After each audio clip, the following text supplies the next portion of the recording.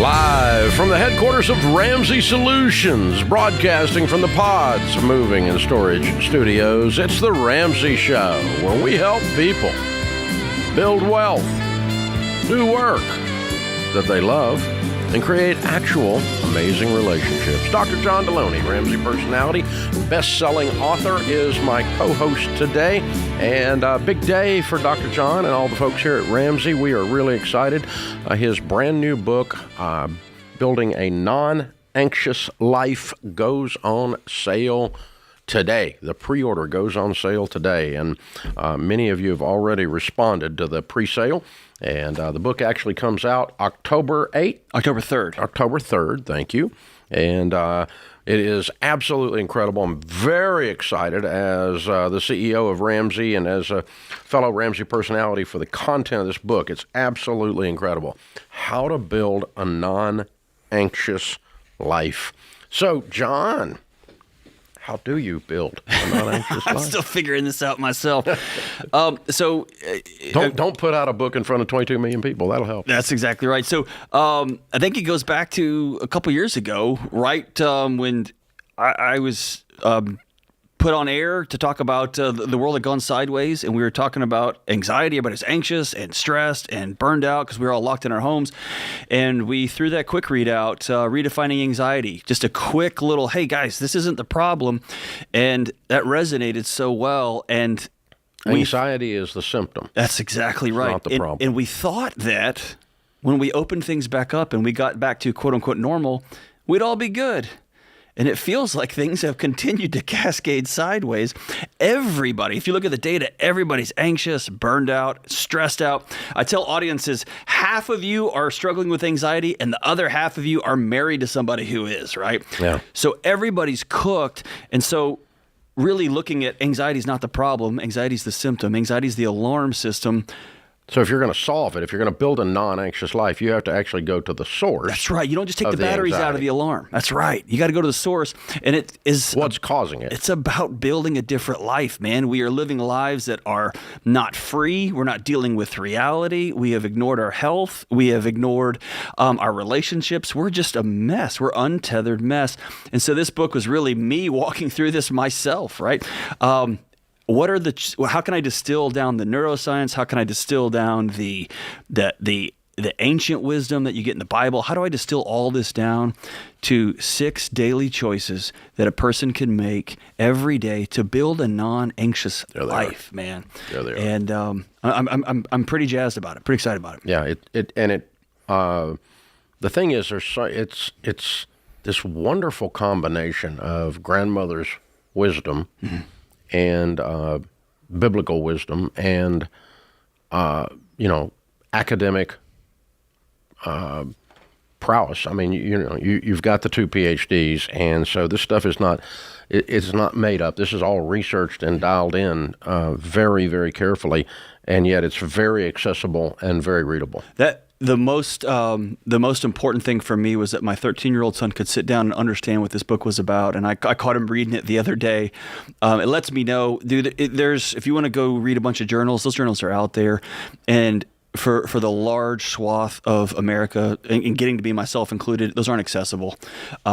Meaning you can't understand them. You can't understand them. And if you can, it's hard to apply it. So I wanted to create a book that put in the hands of men and women, fathers and daughters and brothers and sisters, how can we change our lives? And very similar to what you've done with money, which is to take a complex zoo of a financial system and just distill, here's how you live your life, man. I've tried to do the same thing with the anxiety and the burnout and the stress that we're all feeling. One of the 6 choices is connection. Mm-hmm. And where you've gotten, I think the cell phone, the smartphone has made it worse, but we've gotten just horrible at personal relationships and having a friend. That's right.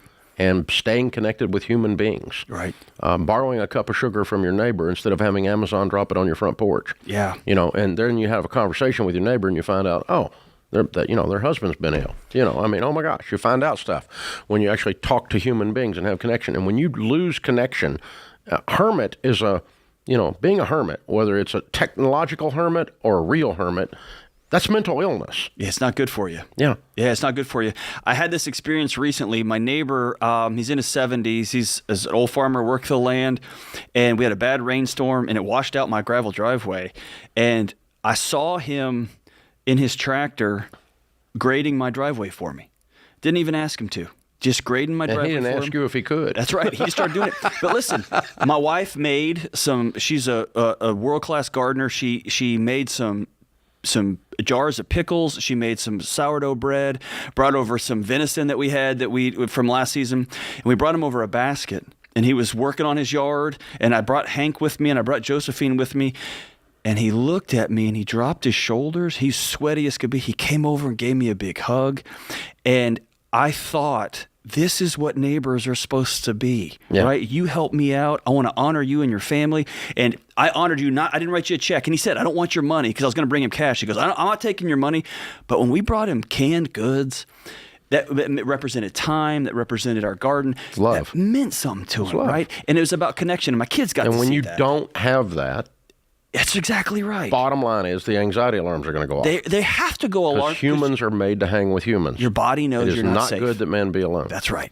Your body knows you're not safe. And now I know, no matter what happens, I got a great neighbor next to me that loves my family. Right? That's awesome. Yeah, and that's just a little piece of this book, man. I'm excited about it. Exactly. That's one of the 6 choices. That's right. To building a non-anxious life. Brand new book comes out October 3rd. It goes on sale today as a pre-sale.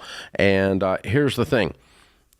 $20 for the book. And if you buy it in pre-sale, starting right now, you get $75 in free bonus items.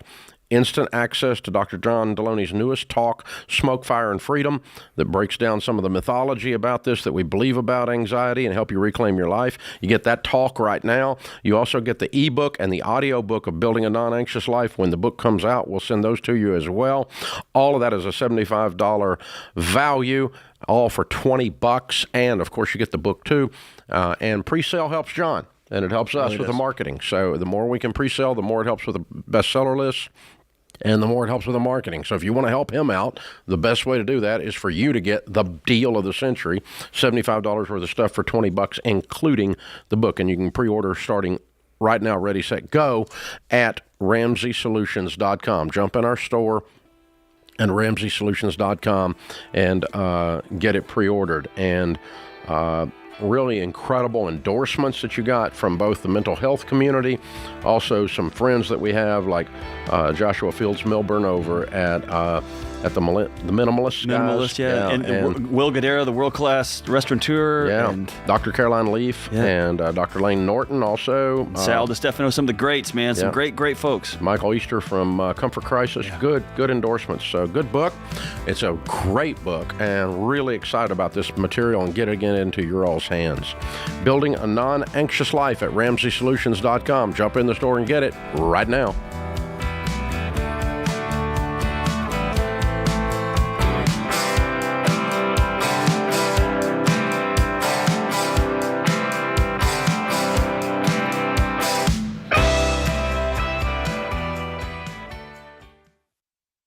It's a competitive home buying market, but there's a way you can get an edge. Churchill Mortgage works with you to understand your budget and your goals. And the Churchill Mortgage Home Buyer Edge offers you fast pre-approval and a secured interest rate. Plus, Churchill has bumped up their seller guarantee to $10,000, giving your offer the best chance of being accepted and helping you win in today's market. Go to ChurchillMortgage.com today to learn more.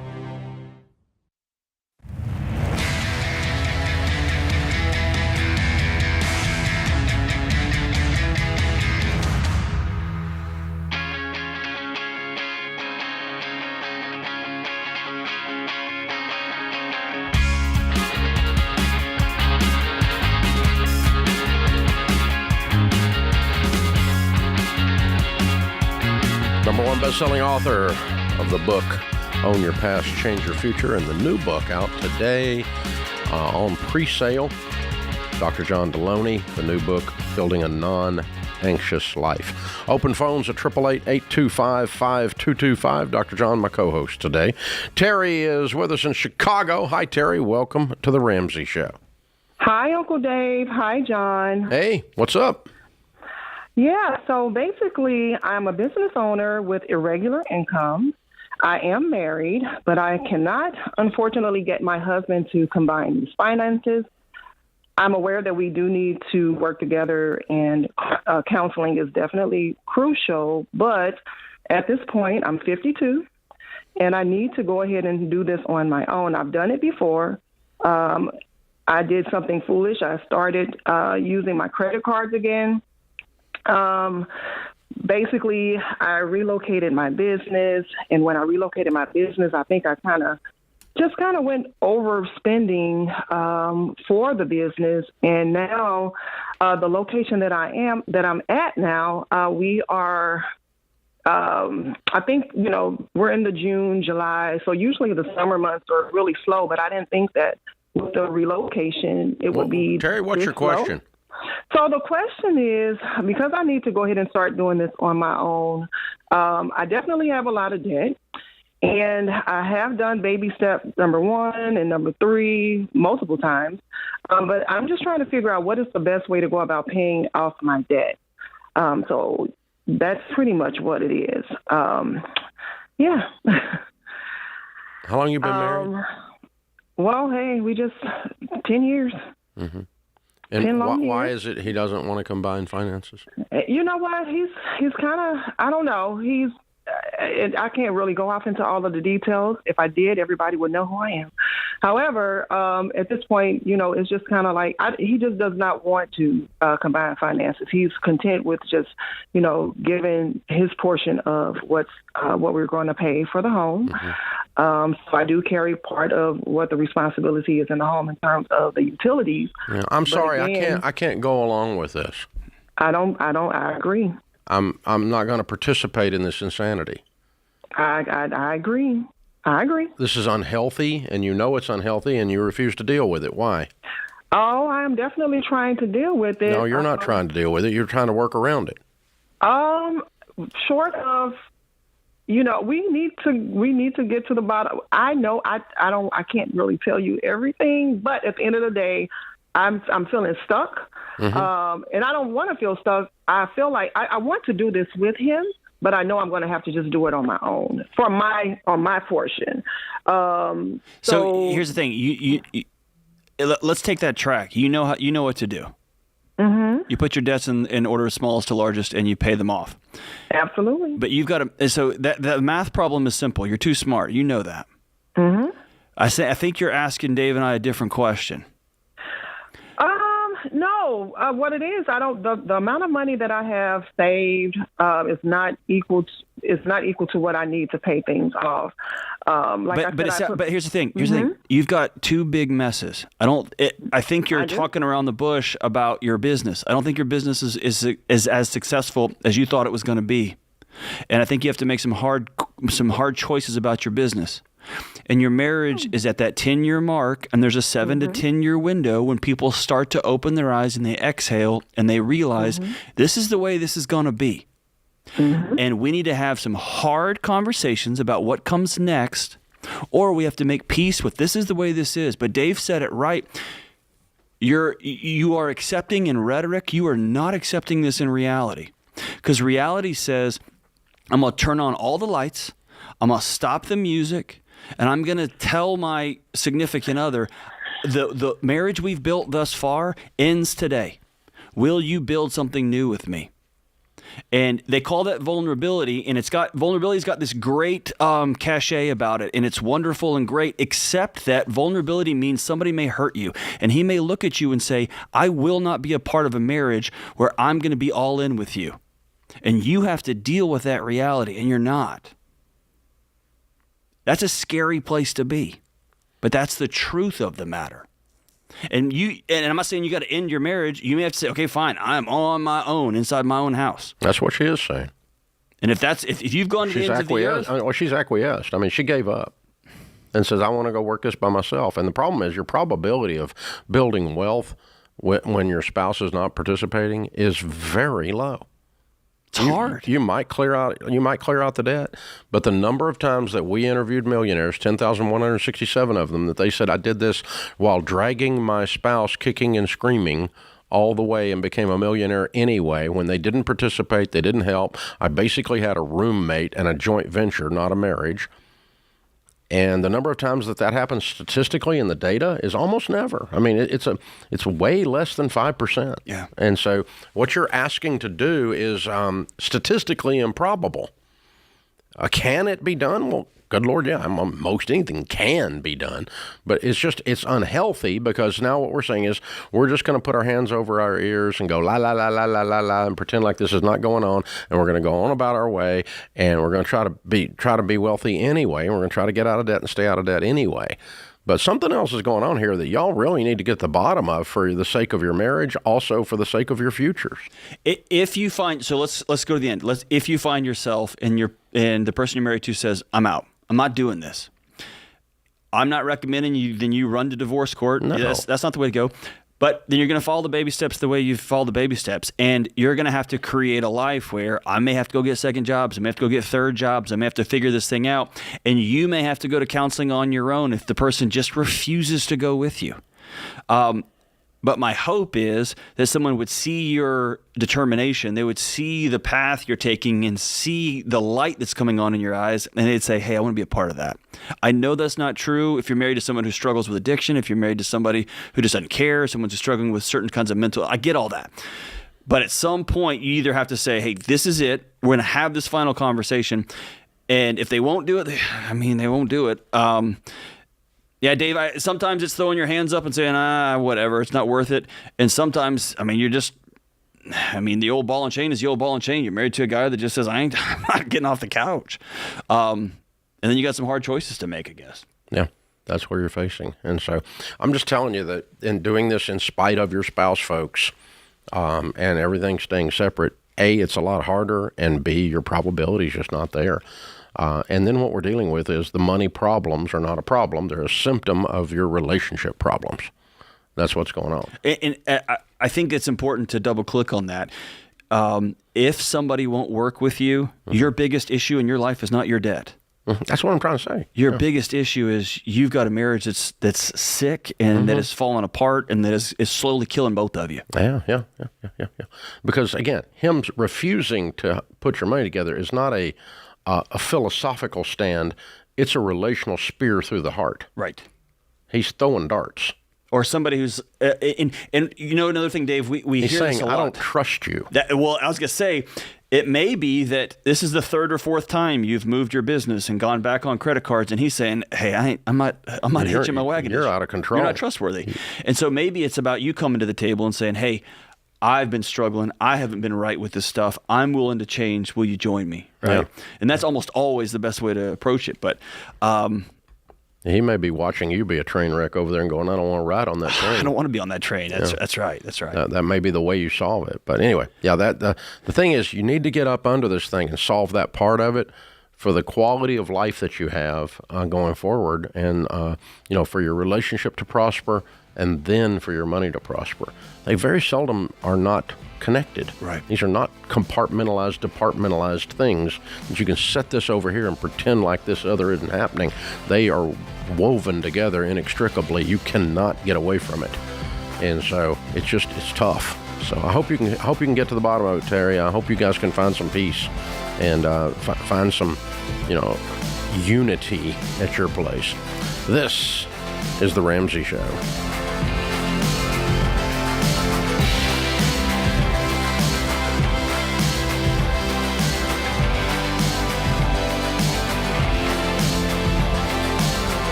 Well, you've all played the telephone game. The first person whispers a message to the second person, who whispers it to the third, and so on around the table until the original message has completely changed.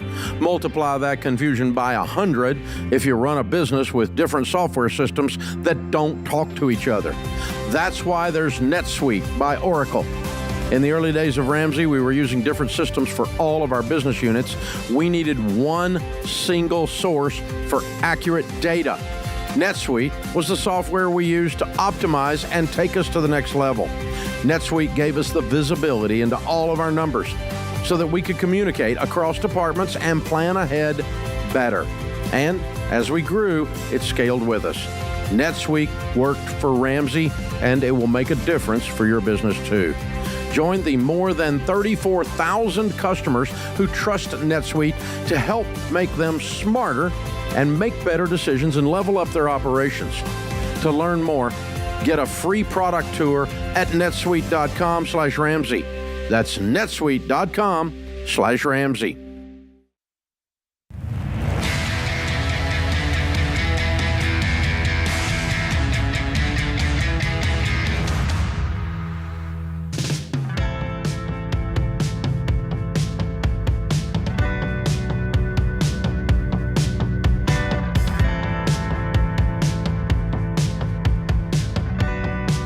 Dr. John Deloney, Ramsey personality, #1 best-selling author, is my co-host today. He's also the host of the Dr. John Deloney podcast, which you need to tune into if you want to hear about relationships and mental health issues and all kinds of fun stuff. It's an exciting, fun show. There's always something wacky going on and always good information for you to use in your daily life as well. Dustin is in Dallas, Texas. Hi, Dustin. Welcome to the Ramsey Show. Hi, Dave. How you doing today? Better than I deserve. What's up? Good. So I have this question about, I have a 401, I changed jobs and I have a 401k sitting there, and I was very tempting to take that 401k given that we're moving. So I'm selling my current home, moving to Phoenix, and it's very tempting to take that 401k and take the 30% hit and put that on the next home to drive so that I can get a 15-year mortgage to kill that upfront interest that's all this front-loaded interest on these loans right now. And I know that's generally not a good idea, but with a 7.5% return annually, and you're talking about 6.5% interest, you're going to pay that in interest over the course. That $100,000 is going to make of roughly $450 over the course of 20 years, and you're going to pay that roughly in interest over the course of the loan. So my question is normally that's not a good idea to do, but is there an edge case where that might be okay, especially if it affords me a lot more money to invest over time, given my monthly output? I want to borrow at 30% interest to put more down on my house, so that I can save save interest over time. No, that doesn't make sense. And are you in a 20% tax bracket? Almost. So I'm making $150 a year. You're my not wife 20%. You're in a 30% tax bracket. No. So this is not a 30% hit. It's a 40% hit. I see. Okay. You have a 10% penalty plus your tax hit. So it would be 40. It would be 40%. Yeah. On that. Yeah. 10% plus your tax rate. So all of a sudden it gets even more evil. No, we're not doing that. No, I would stay away from that. Now, here's the other thing. The other piece of information you got that's wrong somehow is that mortgages are front loaded with interest. They're not. They're not. Okay. You pay more interest on the front end because an amortization has a level payment. Yeah. And the portion of your payment that goes to interest goes down as the balance goes down. Correct. And so there is more interest on the front end, but it's not front loaded. It's calculated on the outstanding balance. So there's not a front. Yeah, okay. 30, so I guess 30 years time, or 30 years or an extra 15 years of interest payments. Yes. And yes, we don't want to do 30 years, but it's not front loaded with interest. It's the interest is calculated on the outstanding balance on all mortgages except for some kind of subprime garbage. But I mean, a traditional conventional mortgage is calculated like simple interest. So in that case, I guess it would be better to take that 401k and either roll it over into an IRA or into my current 401k. I'd roll it to an IRA. And then just take whatever money we get from the house and buy a house that you can put on a 15-year. buy a house that we can put on a 15-year. I guess that's probably the better way. That's going to end. That's going to be at the end of the story the biggest pile of wealth of any of the options we've discussed. That will give you the biggest pile of wealth. I mean, that's my ultimate goal. Is just because the current house that I have now is on 30. It was on 30 year because I didn't have a lot of money saved whenever I bought the house.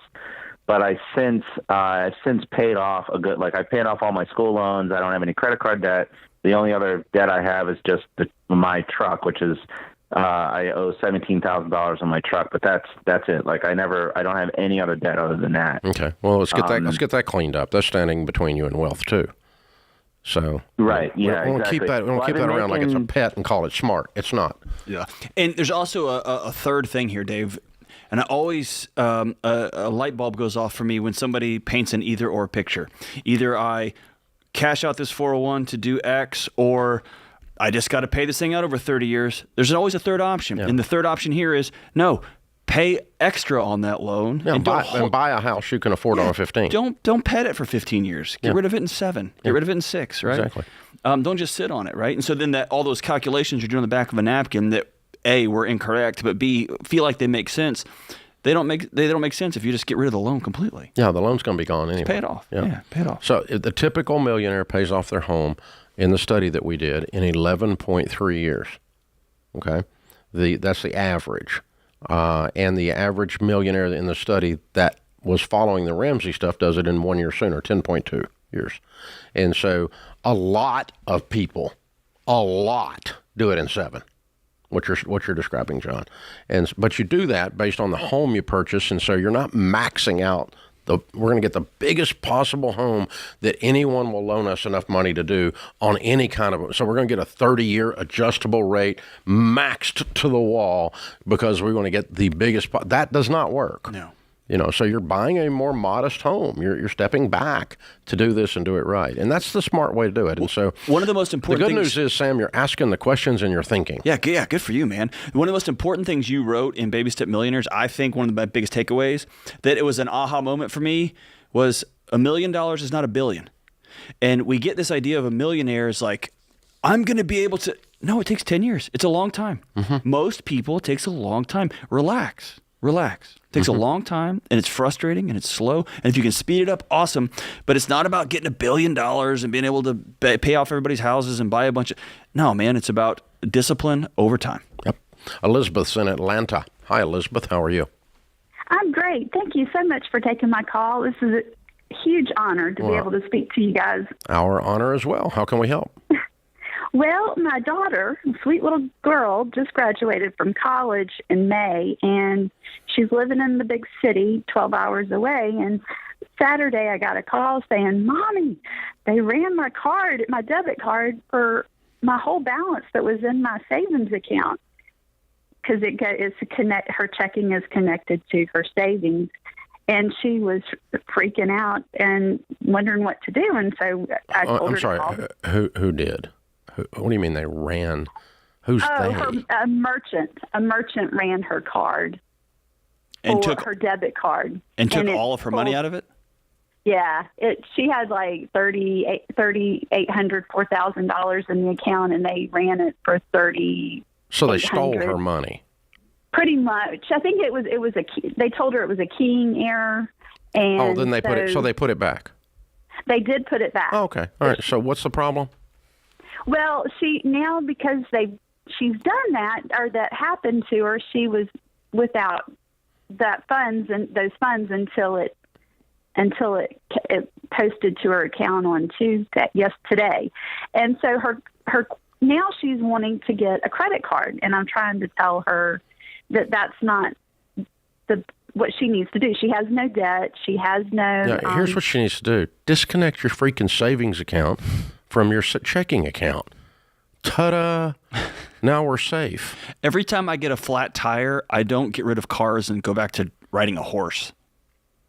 Okay. Just because I had a thing, it stinks. But doing something that I know is going to get me in trouble statistically. This did not expose that the debit card is a problem. It exposed that she has her savings account attached to her debit card. That's what it exposed. Yeah. I've never had that happen because I don't have that. And I've had debit cards since they came out 25 years ago. Well, that was going to be my question. She uses it runs as a overdraft protection. So she's not, Don't have overdraft protection. Hey, you know what overdraft protection is? Balance your freaking checking account. Hey, Elizabeth, Amen. Here's the bigger question. How do you convince your daughter who just graduated college and who's making her way in the world to do a thing? Nah, you can't. You can't. So you used to be able to tell her what to do. Now you have to sit down over coffee and say, hey, I don't think this is a great decision. Here's some decisions we've made where it's backfired on me and our family. And then you got to hold her hand while she goes and has to learn some things the hard way. Yeah. And this did not expose the weakness of the debit card system. It exposed the weakness of your daughter's system. That's the thing she needs to get. If she gets that, she'll be convinced. This is The Ramsey Show.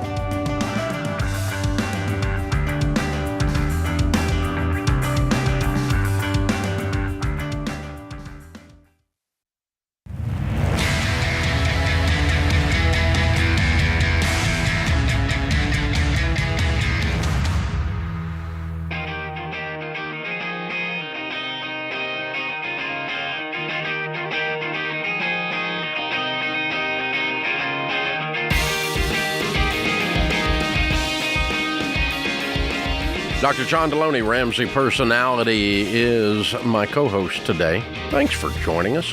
Open phones at 888-825-5225.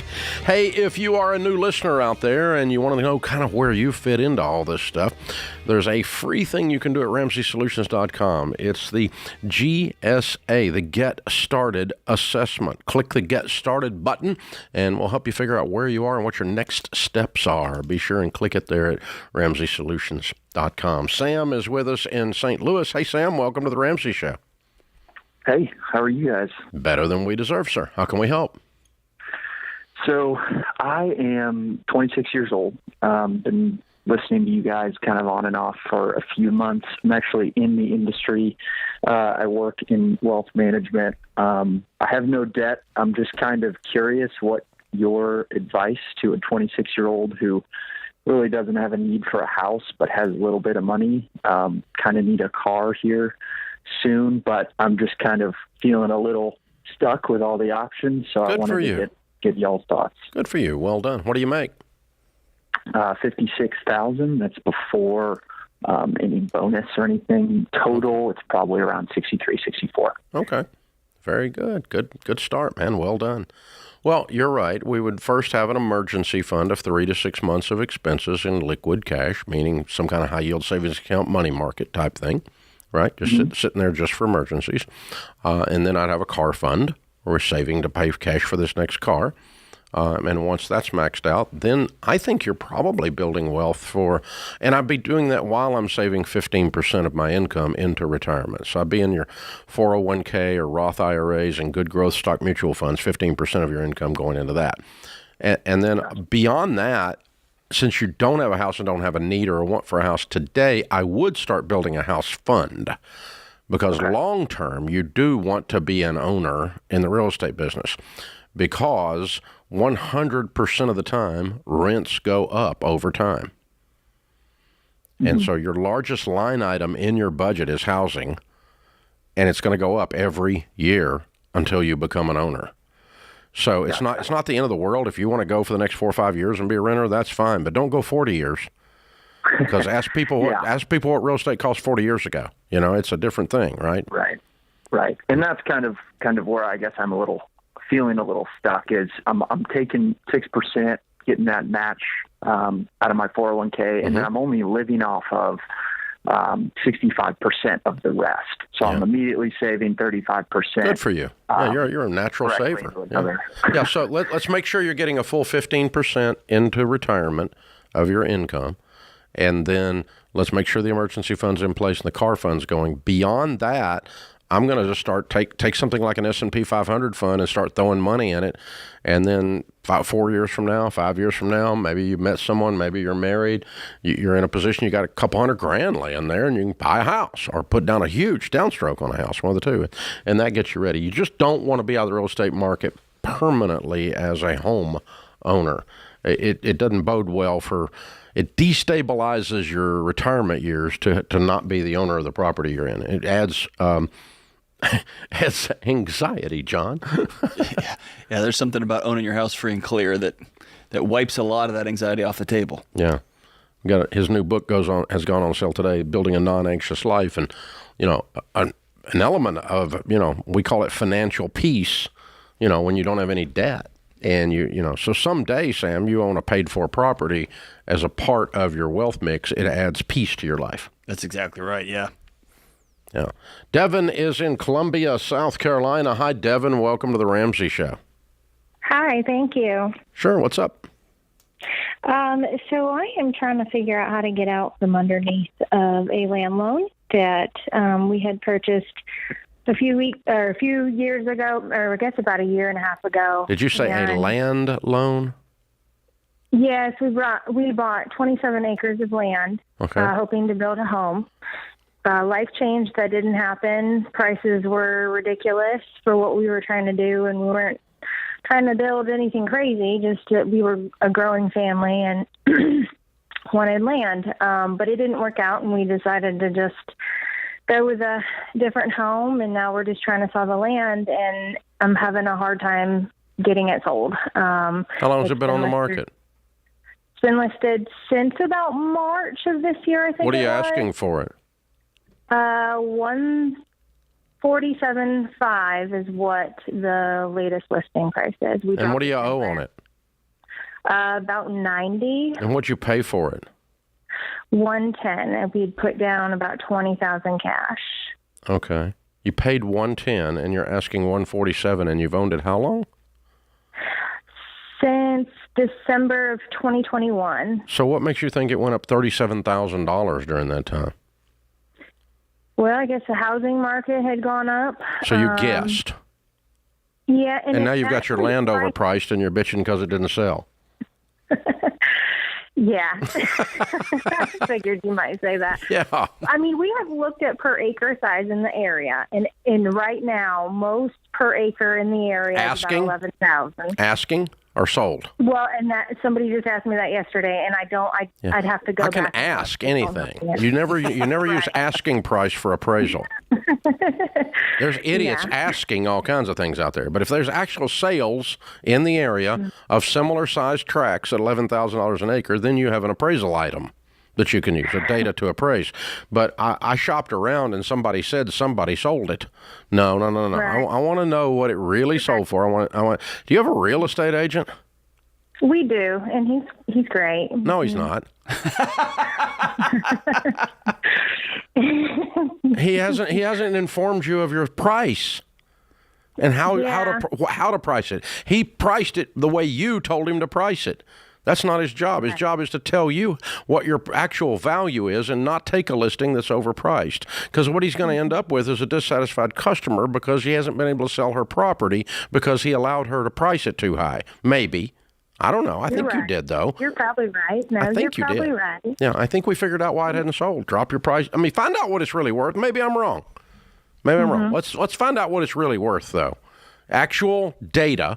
And call your real estate agent and say, I need to know what this is really worth. And I'm not paying for an appraisal. You dig up some comps, and let's figure out what this stinking thing's worth. And your real estate agent ought to be able to do that in about an hour. And if they, know how to basically run the MLS computer, and then you can figure out if you've got it overpriced and price it right. Okay, you can't, this market has slowed down, and people overpaying for stuff because they're in a feeding frenzy is over. That's done. There's very few markets that are doing that. There's some kind of 83 offers over the weekend crap. That stuff's gone, okay? Apparently, we've kind of gone back to more of a normal real estate world where stuff stays on the market 3 to 4 months if priced properly. And you don't get to price it like you wish you could. And if there's this is purely anecdotal, but there's a lot more signs in the rural area where I live for 15 acres or 20 acres or 30 acres, and they're just all still sitting out there. And there was a season a year ago when you couldn't run fast enough over there to get it. There was no signs. They never went to market. Yeah. And so it may just take a while. But I don't think we had a 37% increase in Columbia, South Carolina in raw land prices in 1 year. Yeah. And that's what she's proposing. Even if we did, if you have a loan that you need to get rid of, you price it right. And and get rid of it. Yeah. Yeah, because every month you're sitting there paying it, you just become a motivated seller. Right. So yeah, look, if I'm in your shoes, Devin, I'm going to get to the bottom of this. If your real estate agent can't, then get a new real estate agent, and let's find out what it's actually worth, and let's price it a little bit below that. Let me ask you this: a guy who's sold and bought a lot of properties. Let's say I bought a piece of land for $100,000, like she did, $110,000. It's priced at $137,000, but I need this loan gone. Would you ever drop it to what I paid for it, or $116 to get my money, just get rid of the loan? I'm gonna price it at what it's not being repoed. She's not in a panic. Okay. Just motivated. Yeah. I just want to get rid of it. So let's price it properly, and it'll sell within 90 days. If it doesn't, drop it a little more. It'll sell. You get rid of it. Okay. This is the Ramsey Show. Thank you for joining us, America.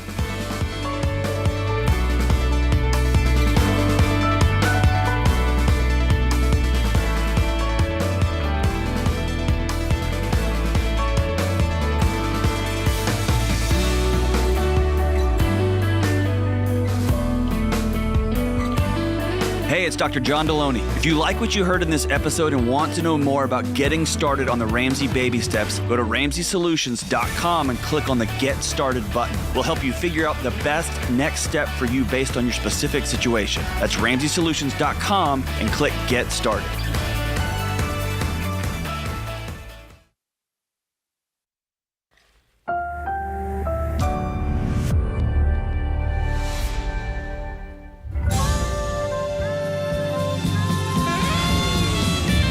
Live from the headquarters of Ramsey Solutions, broadcasting from the Pods Moving and Storage Studios. It's the Ramsey Show, where we help people build wealth, do work that they love, and create actual amazing relationships. Thanks for joining us, America. Dr. John Deloney, Ramsey Personality, is my co-host today. He's a #1 best-selling author of the book Own Your Past, Change Your Future, host of the Dr. John Deloney Show, and today we are launching his latest book on pre-sale. It comes out on October 3rd. You can buy it today, beginning today, on pre-sale. Thousands of you already have. Thank you. Pretty amazing. The new book is Building a Non-Anxious Life. Now, we did a quick read, a chapter book we call them. They're like 37 pages, in other words, called Redefining Anxiety. 150,000 of you bought that so far. It's a $10 quick thing on the way anxiety really works, because anxiety's everywhere, John. It's a real issue. That's right. And we have a culture that's designed to try to stop anxiety. And that's as smart as going into your house and taking all the smoke detectors off the wall and the ceiling and putting them in a drawer and thinking your house is somehow now safer and better off than it was before. Anxiety is almost never the problem. It's always an alarm. It's the alarm that lets you know, hey, something in your house is on fire. Right. And so actually, Dr. Wendy Suzuki, who's a researcher at NYU, she calls anxiety, she says, anxiety is your friend. It's there to help you out. I may not go that far because I've been beat up with it pretty bad, but it is something trying to get your attention. And so it's telling you something's wrong. That's right. So if you want to have a not stressed out, not over anxious, not burned out life, you got to change some things in your home. You got to change some things in your life, and the alarms will quit ringing, man. When there's no fire, no smoke, the alarms go off. Yeah. And there's 6 daily choices you talk about in the book to do that. One of those is connection, where we've lost relationships in this country and in this world. A lot of them have been lost to the cell phone. I actually was making fun of some of our friends at lunch today. 4 ladies that have lunch together every day down here. I sat down at their table, and all 4 of them are sitting there on their phone. And I'm like, y'all are awful. I mean, they said, well, we're talking. And I'm like, you're texting across the table? How are you talking? I'm looking, all 4 of you have your nose in your phone. And they, well, we were talking a few minutes ago. And but we've lost the ability to have relationships because of dadgum phones. There's actually some research that suggests just having the phone on the table within an ability to see it, right? I'm not touching it. It's just sitting on the table, actually causes the interaction to decrease.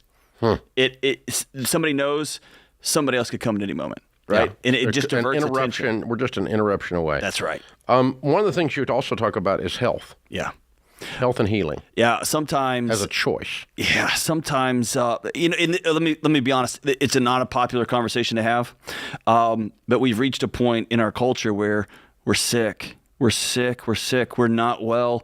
We're struggling with our weight. We're struggling with our cardiovascular health. We're just not well, and we're wondering why our anxiety alarms are going off all the time, or we have 7 Red Bulls and 4 cups of coffee for breakfast. Wait a minute, there's something wrong with that? We're wondering why our hearts are beating out of our chest, right? What's wrong with that, John?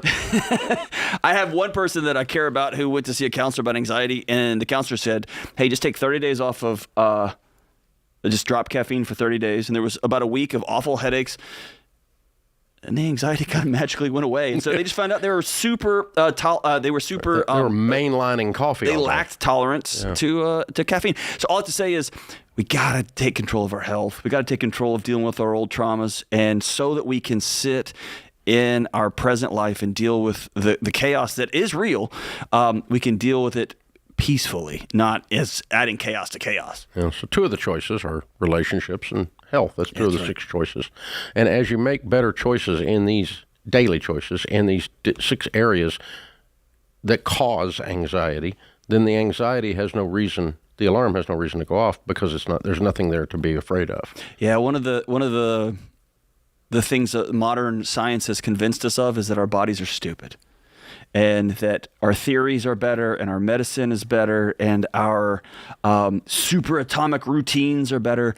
And there's something about letting your body talk to you and say, hey, we're not safe right now. Hey, we have $100,000 on that student loan. If we make one wrong move at work, we're going to get let go, and we lose the house, and we lose these cars. Your body's trying to get your attention, man. So if you're... Financial stress. Yeah, if you're financial stress, if you're not well, if you don't have any friends, your body's like, hey, we're not safe. And so instead of shutting that up, instead of climbing up in your kitchen and taking the batteries out of the alarm, this book is all about, man, how can we reclaim our homes? Put the fire out. How can we reclaim our families, reclaim our bodies? Put the fire out, man, once and for all. Financial peace, relational peace. Peace right. Is the opposite of anxious. Right. So there it is. And similar to the financial peace message, we have an emergency fund, not if, because things will come, right? Yeah. And so we build a non-anxious life so that when our cousin passes away, when dad gets sick, when mom gets cancer, that we have the capacity to go sit and be a part of those life things that happen all the time. Because your tank's full. That's exactly right. Yeah. Hey, all month long, we're giving away cash. You could win $500 a week and a grand prize of $3,000. Check that out at the RamseySolutions.com/giveaway. The Total Money Makeover, From Paycheck to Purpose, Own Your Past, Change Your Future. John's book before this one is now $12 this month. And guess what? The brand new book is $20. If you pre-order it, you get $75 in free bonus items. The new book is Building a Non-Anxious Life. If you want the $75 in free bonus items, all you got to do is go to RamseySolutions.com and get the book while it's on pre-sale. We'll ship the book to you, the ebook to you, the audio book to you, and in the meantime, we will send you one of John's talks, and you want to check all of that out as well. And that's all just for $20. Also, all Questions for Human conversation cards are on sale right now, $12. That's a bargain too. Big sale going on right here in the middle of summer. RamseySolutions.com/store. Be sure you check every bit of that out. And guys, if you want to help, if you're a John Deloney fan like I am, and you want to help us and help John in the process, pre-ordering the book helps our marketing push big time, because it pretty much ensures that he's going to be a #1 bestseller on the day that the book actually launches. The pre-sales all count towards that. And so you're helping us by going ahead and getting it, and we're bribing you to do it. We're giving you extra good stuff. Not above it. Yeah, not above it. No, we're not proud. Hey, we're kids, just we'll give you ice cream if you'll just $75 worth of stuff for $20. Sit here and be quiet. It helps us. That's right. Yeah. So thank you. Thank you for that. And by the way, the book's awesome. Just as an aside, yeah. The comments folks are sending on social media are just like they're putting wind in my sails, man. People are sending a lot of really great, wonderful stuff. It's awesome. That's very cool. Well, I mean, you guys told us with the little quick read, redefining anxiety being so popular that this was a subject that John needed to go further on, and so now he has. This is a major book launch, a major book, a full book, not a 37-pager. This is a real one. And so, and it's, treats the subject beautifully in a way that everyone can understand and actually do it. This is The Ramsey Show.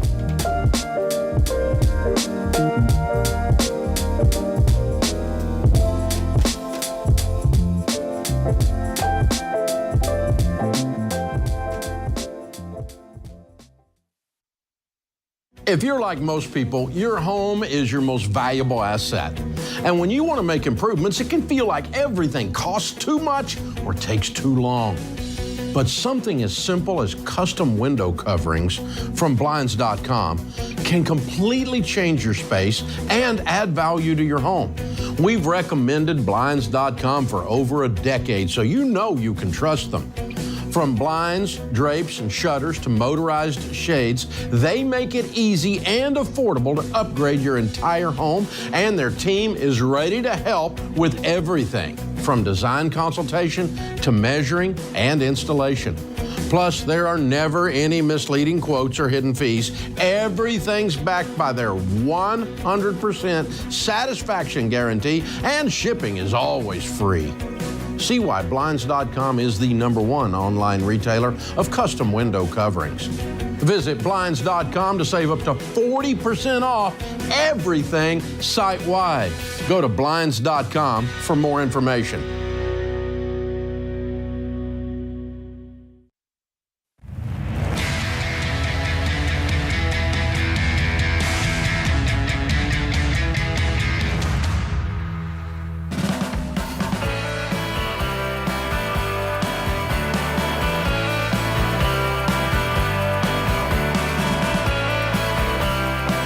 Dr. John Deloney, Ramsey Personality, is my co-host today. Amy's in Dallas. Hi, Amy. Welcome to the Ramsey Show. What's up? Hi. So I have a question. I'm the second to youngest of 7 siblings, and typically, due to my financial situation, I've noticed that whenever we're out with family events or vacations, it's kind of expected that I pay for things. Oh, no. And by all means, most of the time I don't mind. But when it's expected, I kind of get less joy out of the giving because I don't feel like it's really giving. And this can be like, we're out in the city and everyone leaves the cab and now I'm just the last one in the car. And so, of course, I pay for it. Or they leave the restaurant and it's like, thanks for lunch, Amy. Like, I didn't say I was going to pay for this one, but I guess I will. I don't know. And so you make more than your siblings. Yes, sir, by far. And they decided that means you have to pay for their stuff. I guess. Well, what a pain in the butt. I hate that for you. I just don't know how to say, like, do I have to preface it by saying, like, hey, we're going to split the, I don't know. And granted, this all started, I mean, I'm 34 years old, so it's not like, it's been the case forever. But this all started, I think, about 3 years ago, so about 2 years after COVID, I guess. I don't know. I paid for a trip to Disney World for my whole family. That's something that I've been wanting to do since a kid, and I was able to do it because I was financially ready to. But ever since then, it's been this... You know what I mean? Here's the magic word, and you're gonna hate this. You got to make peace as you're the person, which I don't recommend, or it's usually going to take 1 or 2 times that you say, hey, everybody's picking up their own check on this one. And I would not pull a fast one at a restaurant. If you've paid for the last 4 or 5 checks, I wouldn't just wait till the waiter comes by and says, everybody's on a separate check. I would tell people as you're heading out, and you're going to get 1 or 2 people who are like, oh, are you serious? Yeah, I'm serious. And at some point, you just have to draw that line, and I would draw it with a smile on my face and let that be. And you'll find out there's going to be 1 or 2 of your siblings that wants nothing to do with you because you're not their breadwinner anymore, or they think you're too fancy or you don't care about it. That's on them to do that. But I would draw that boundary with a smile and as gently but as directly as possible. Up front, in advance, clearly. And it's like you have this 30 seconds of awkwardness, and then it's over. And so I do that. We do that with friends, like, and so, we're going somewhere and we go, okay, guys, we're picking this part up and we're splitting the rest of it. Or, like I had a whole bunch of my buddies, golfing buddies, went to one of my houses to stay and play golf, and I'm furnishing the house. So they're buying dinner. I mean, that's fair. That's fair. I mean, I got a lot more in it than they got in it at the end of the day, right? So they came out pretty dadgum good. So, yeah, I'm like, okay, guys, y'all figure out when we go out to dinner tonight who's paying because you're treating me. And can I say this? And I just laugh about it, and it's over, and they're cool with it. They don't mind. Not only are they cool with it. They didn't mind. They didn't mind at all. Nobody, I don't say nobody, very few people love 100% free ride. And so even if Dave is paying for the hotel and he says, Delona, will you grab my bags? Yes, I get to do something, right? Like I get some skin in the game here. Or if Dave's covering this and this and this, hey, y'all are covering dinner. Yeah, thank God. Yes, I'm all in. Like I want to be able to help. They jumped on it. These guys. Yes, and you know what? But all it is, you just say it up front. You don't wait till you get over at the restaurant and go, hey guys, I'm going to do an announcement here in the restaurant. That's just weird. And so, no, we'll just talk about it, on the car ride over. Go, hey, by the way, guys, here's how we're doing this week. Or even before we go on the trip. This is how we're doing it. I'm going to cover the house is on me. And y'all don't have any rent, and so you're buying my food. If everybody's coming to the city, I'll pick up all the cabs. Everybody's gonna pick up their own check for dinner. Y'all figure it out, but I'm not in, and so I am not here to take care. I mean, Amy, what do you do for a living? I'm an engineer, and my husband's an engineer as well. So yes, we're part of the standard. I love it. I was going to say you're also super gifted at hard conversations, huh? They don't have that class in the engineering curriculum, right? In fairness, I shifted more to the business side, so now I am in that role now. Okay, very good. So I don't mind having it. It's just it's the fact that I would love to pay for it when it's not expected because I like to do that. I would love to pay for it when I want to pay for it. Exactly. Otherwise, the love is gone. Hey, can I tell you another thing? One time, I had a pretty significant accomplishment. It was an academic thing, and one of my advisors took me and my wife out. Her and her husband took me and my wife out. This is one of my big faux pas. I was young and I was kind of brash and an idiot.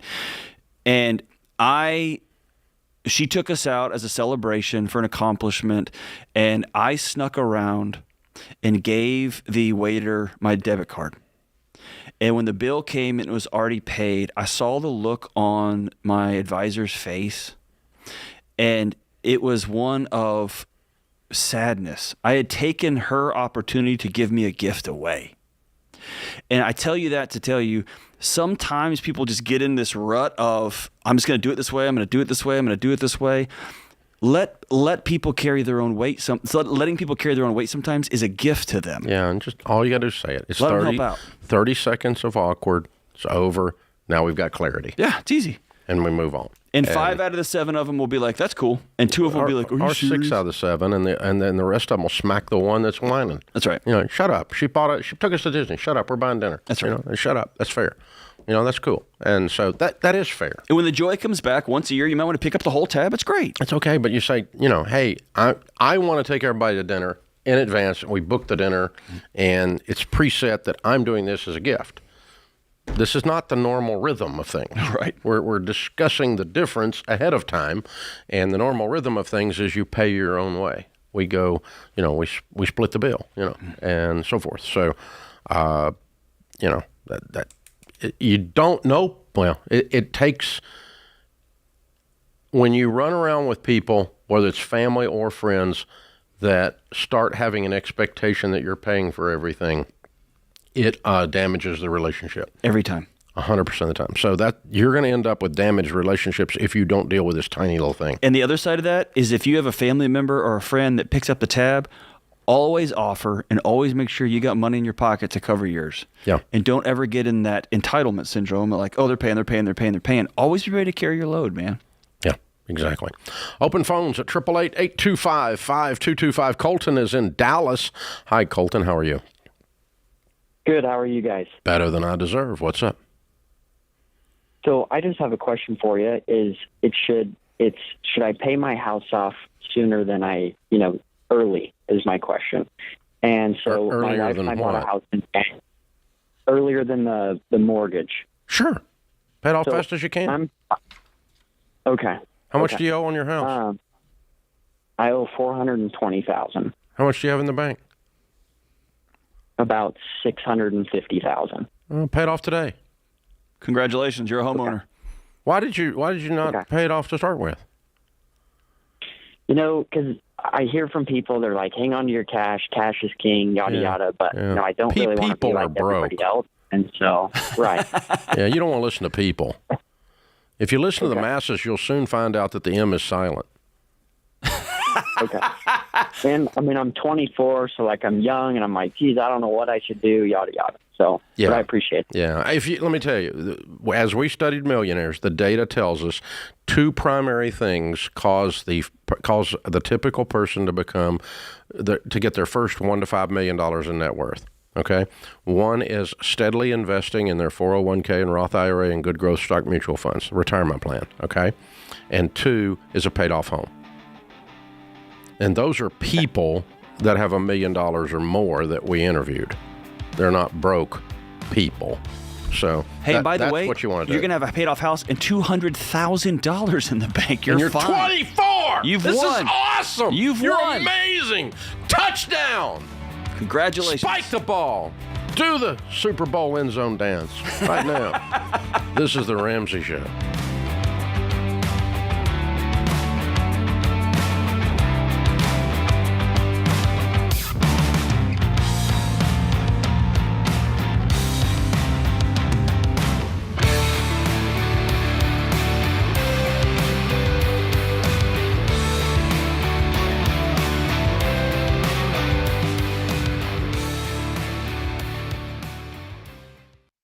Hey guys, being free to make your own medical decisions is a big deal these days. Christian Healthcare Ministries gives members the freedom to choose the doctors and providers they want without the frustration of worrying about networks and with no waiting period to join. It's a membership-based nonprofit ministry where hundreds of thousands of Christians share funds to pay for and pray for each other's medical bills. For over 40 years, CHM has helped families living across all 50 states. So see if CHM could be right for your family. Check out more today at chministries.org/budget.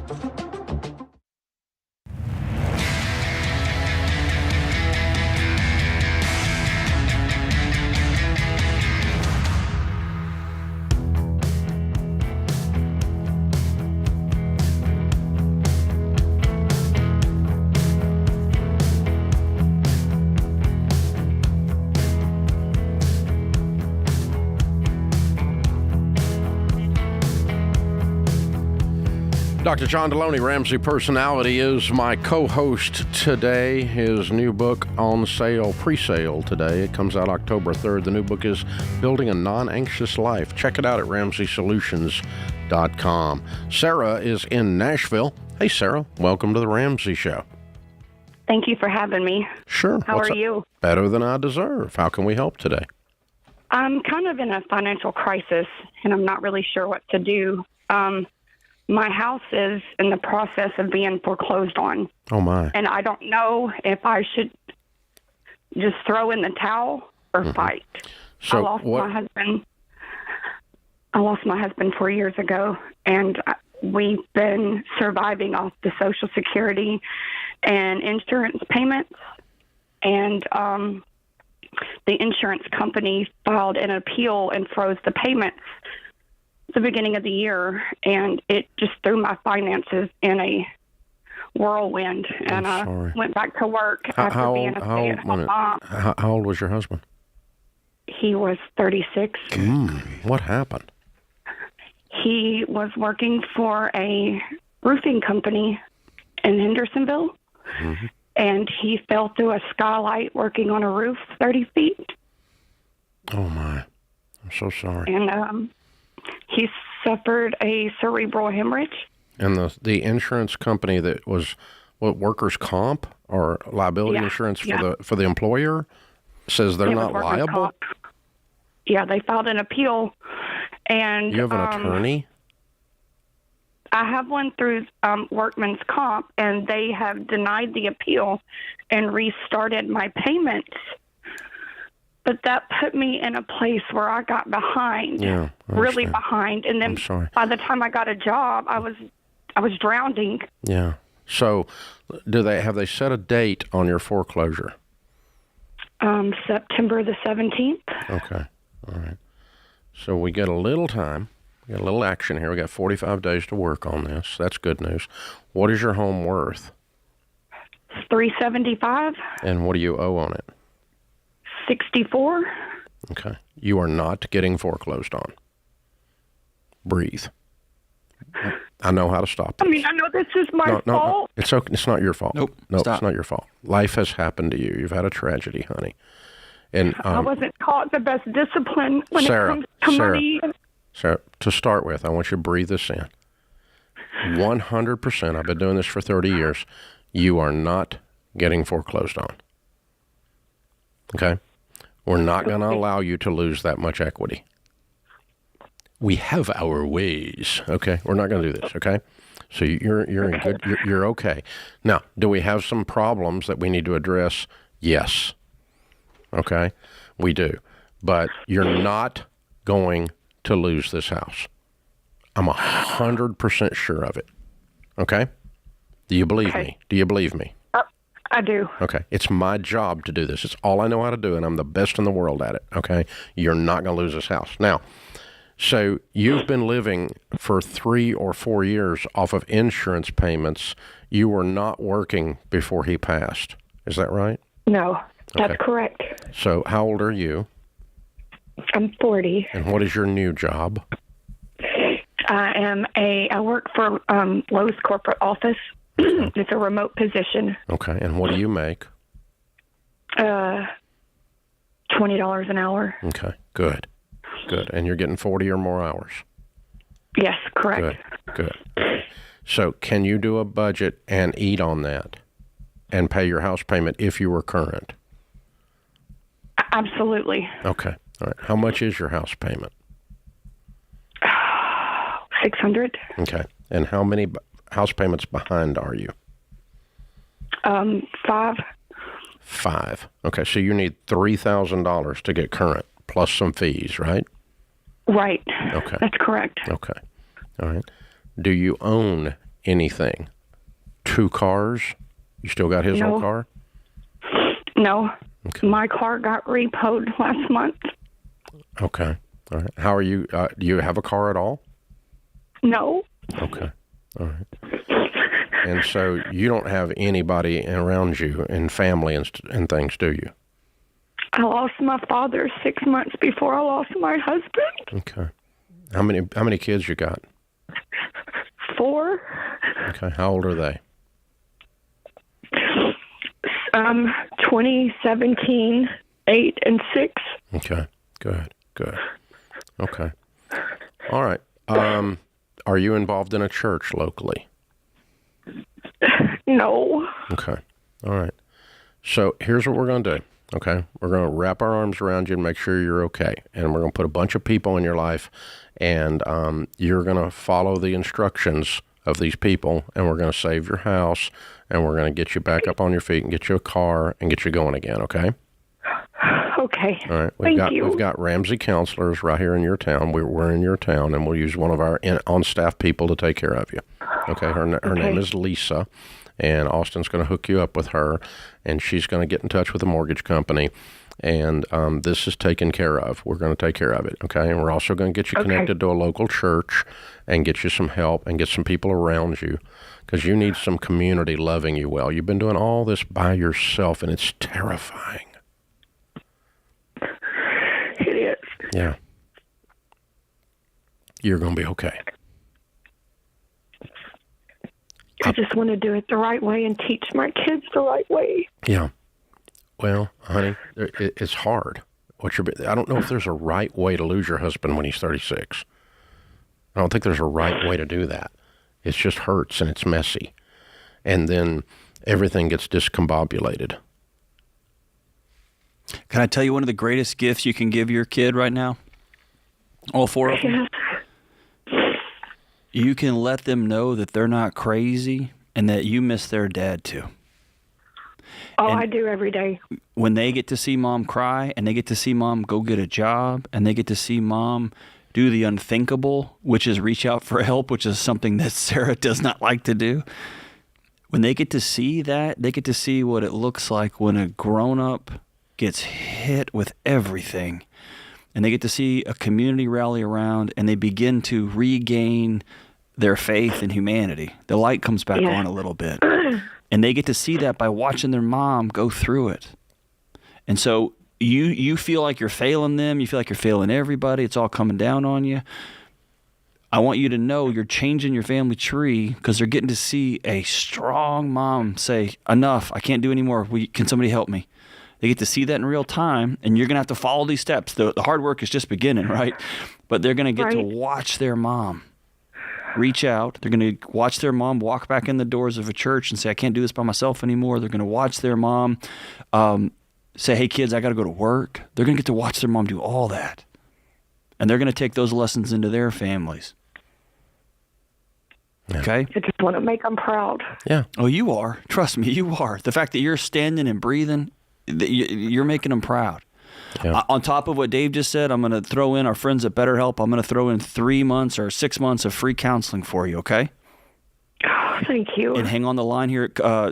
Austin will get you connected with our friends at BetterHelp, and they have been great partners with me and the Ramsey Show here, and they're going to take care of you for the next 6 months, okay? Thank you so much. And you can do that from home. I really appreciate it. You can do that from your phone. You can do that from your computer. We got you. What kind of mortgage is this? FHA, VA, or conventional? I think it's, I know it's an ARM, but I think it's a conventional because when we bought it. Who has the mortgage? Who's the mortgage company? Ameris. Oh, okay. Good.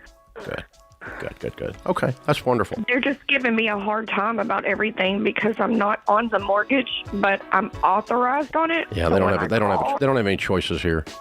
Okay, there are laws and regulations and things that are they think they're in control of this. They're not. Sarah, I wish you could watch this. Dave just gave the smile. When Dave gives the smile, crap's about to get done. Hang on. Austin will pick up. We'll get you taken care of, kiddo. This is The Ramsey Show.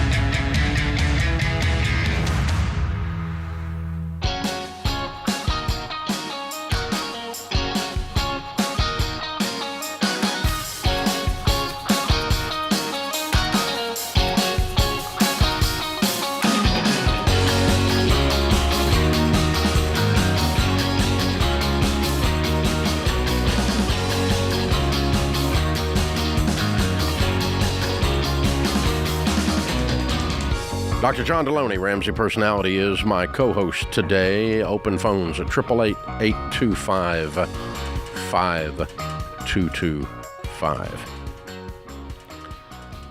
Our question today comes from Neighborly, your hub for home services. When you need to make repairs, schedule routine maintenance, or find local help for home improvement projects, Neighborly is your source for reliable home service providers in your area.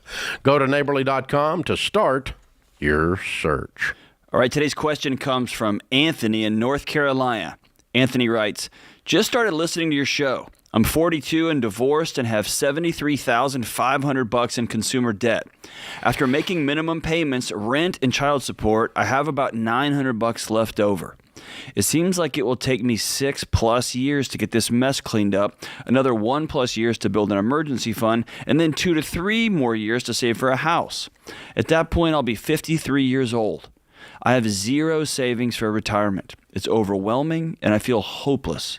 My question is, how do I hold on to hope as I work through this debt? Well, I mean, in 6 years, you'll be done. I mean, that's a lot of hope. I mean, if you don't do this, in 6 years, you're going to still be screwed. So that's hope number one.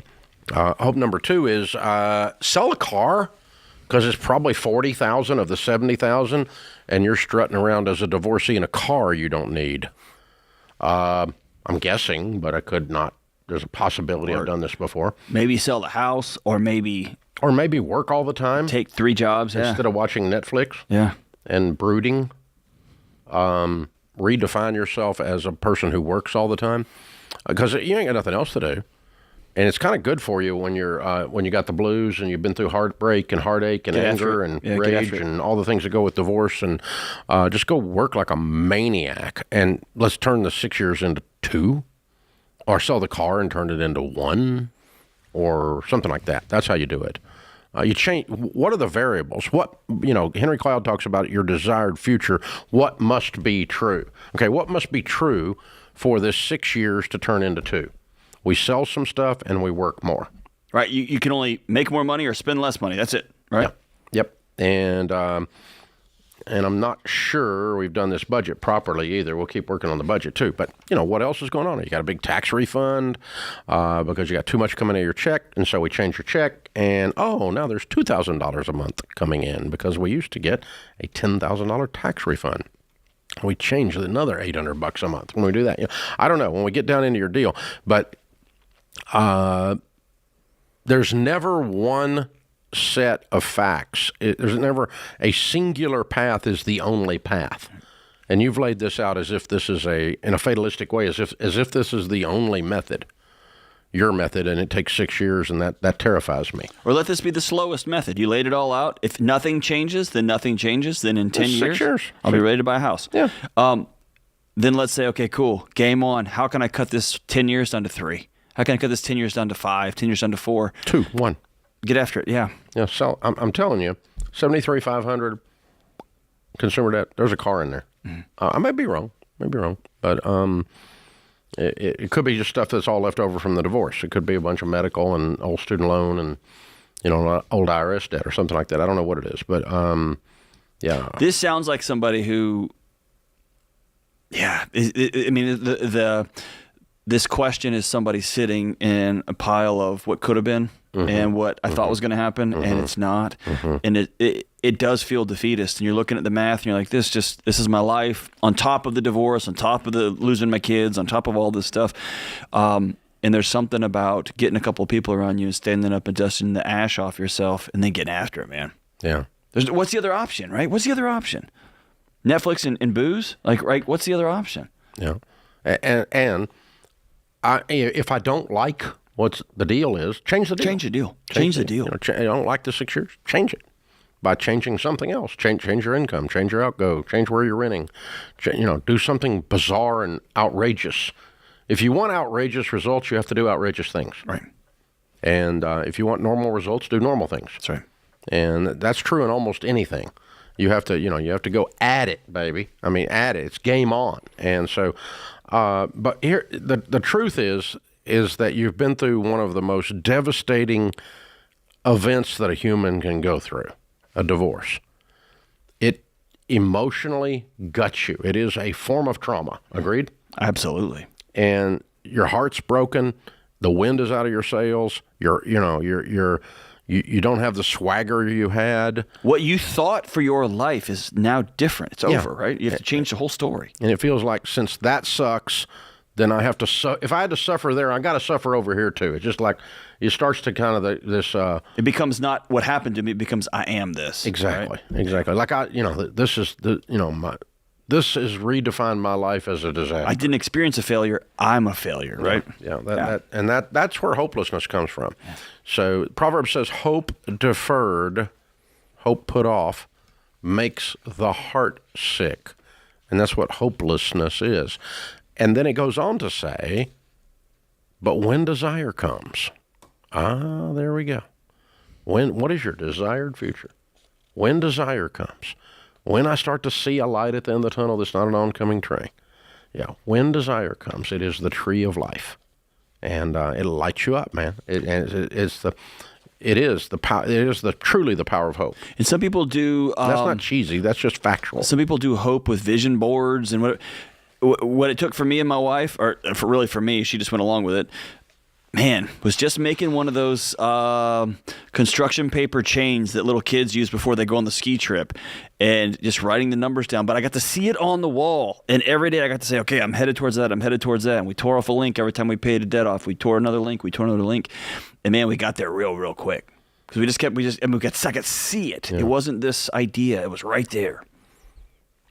If you lean in and you do a detailed budget, and you agree with yourself, I'm going to do whatever it takes, 100% of the time I see people do that, the math quits working in a good way. It's wild. You move faster than the math told you were going to move. Every single time. It just, there's something about the power of momentum, and when people decide, when they make a decision. But it also works the other way, that if you make a decision, I'm going to sit in a hole and play in the mud, and whine about it. I mean, that we can all do the pity party. It's compound interest for your life. It escalates this way, but also de-escalates that way. Yeah. Exactly. You can't just kind of sit there in the middle. It doesn't work. You either game on, or you're either happening to it, or it's happening to you. Right. So victor or victim, you are not a victim of this situation. And you rise up above it, you pounce on it, you beat the snot out of it, and you change its direction. And that's what you can do. It's doable. We see people do it all the time. We know you can too. I know you can. Open phones here at 888-825-5225. Thank you for joining us. We're so glad you're here. This whole money thing does revolve around, in a very strange way, belief. It's something as logical as math, as arithmetic, doesn't change until you change. And when you change your belief and you go, I can be a millionaire. That's what upsets me so much about people telling people there's no hope in America to build wealth anymore, that all the opportunity's gone and the little man can't get ahead, and people that came from the neighborhood I came from can't do it, and whatever that neighborhood that is, everyone says that for some reason. And that's the hope stealers that are out there telling people it can't be done. And that's why I did Baby Steps Millionaires. Not because I wanted to show a factual, although I did show a factual debate on, hey, it is possible, and I've got all this data to prove it's possible, but I also did that to prove to the hope stealing, to the people who've had their hope stolen by the hope stealers, that it's not so. It's because possible. Believing it is necessary to taking the action. That's right. You will not take the action unless you believe it. And so that's a big deal. That's a big deal. That's why we do the math we do here on the air with you. It's very, very possible. Dr. John Deloney, Ramsey personality, my co-host today. His new book, Building a Non-Anxious Life, is on pre-sale right now at RamseySolutions.com. Jump over there and get a copy.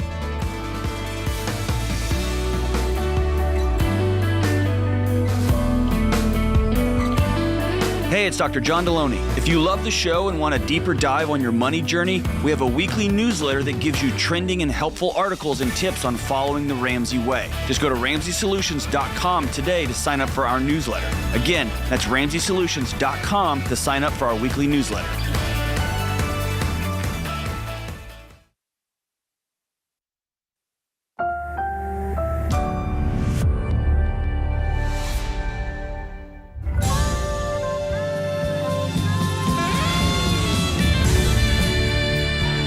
Live from the headquarters of Ramsey Solutions, broadcasting from the Pods Moving and Storage Studios. It's the Ramsey Show, where we help people build wealth, do work that they love, and create actual amazing relationships. Dr. John Deloney, Ramsey personality, #1 best-selling author of the book Own Your Past, Change Your Future, and host of the very popular podcast, The Dr. John Deloney Show, where he answers questions about life, mental health, and relationships. Brand new book going on sale today. Building a Non-Anxious Life is on pre-sale right now. It will ship October 3rd, and you can get it at RamseySolutions.com. We're throwing in a bunch of extra goodies, about $75 worth of stuff, if you pre-buy it for $20, because it helps us, and we appreciate it. And, of course, you're going to get a lot of good, fun stuff, extra stuff, if you buy it early. So there you go. It's kind of a fair trade. Open phones at 888-825-5225. Alex is in North Carolina. Hi, Alex. Welcome to the Ramsey Show. Hi, Dave. Hi, John. Thanks so much for taking my call. Sure. What's up? Dave, to quote you, I've been looking good with no freaking money. and I've been doing it for years.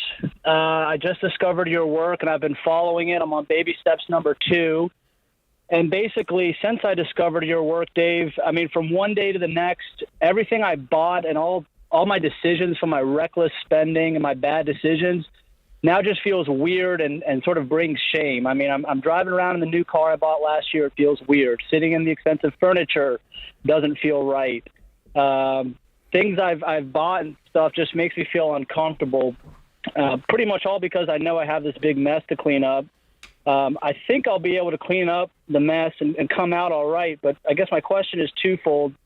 Are my numbers right in that I can clean this mess up without changing my lifestyle too much, if I can just control my spending behavior? And secondly, if I can clean it up with my current income, how do I deal with it sort of emotionally and psychologically, kind of seeing all my past mistakes every day in front of me?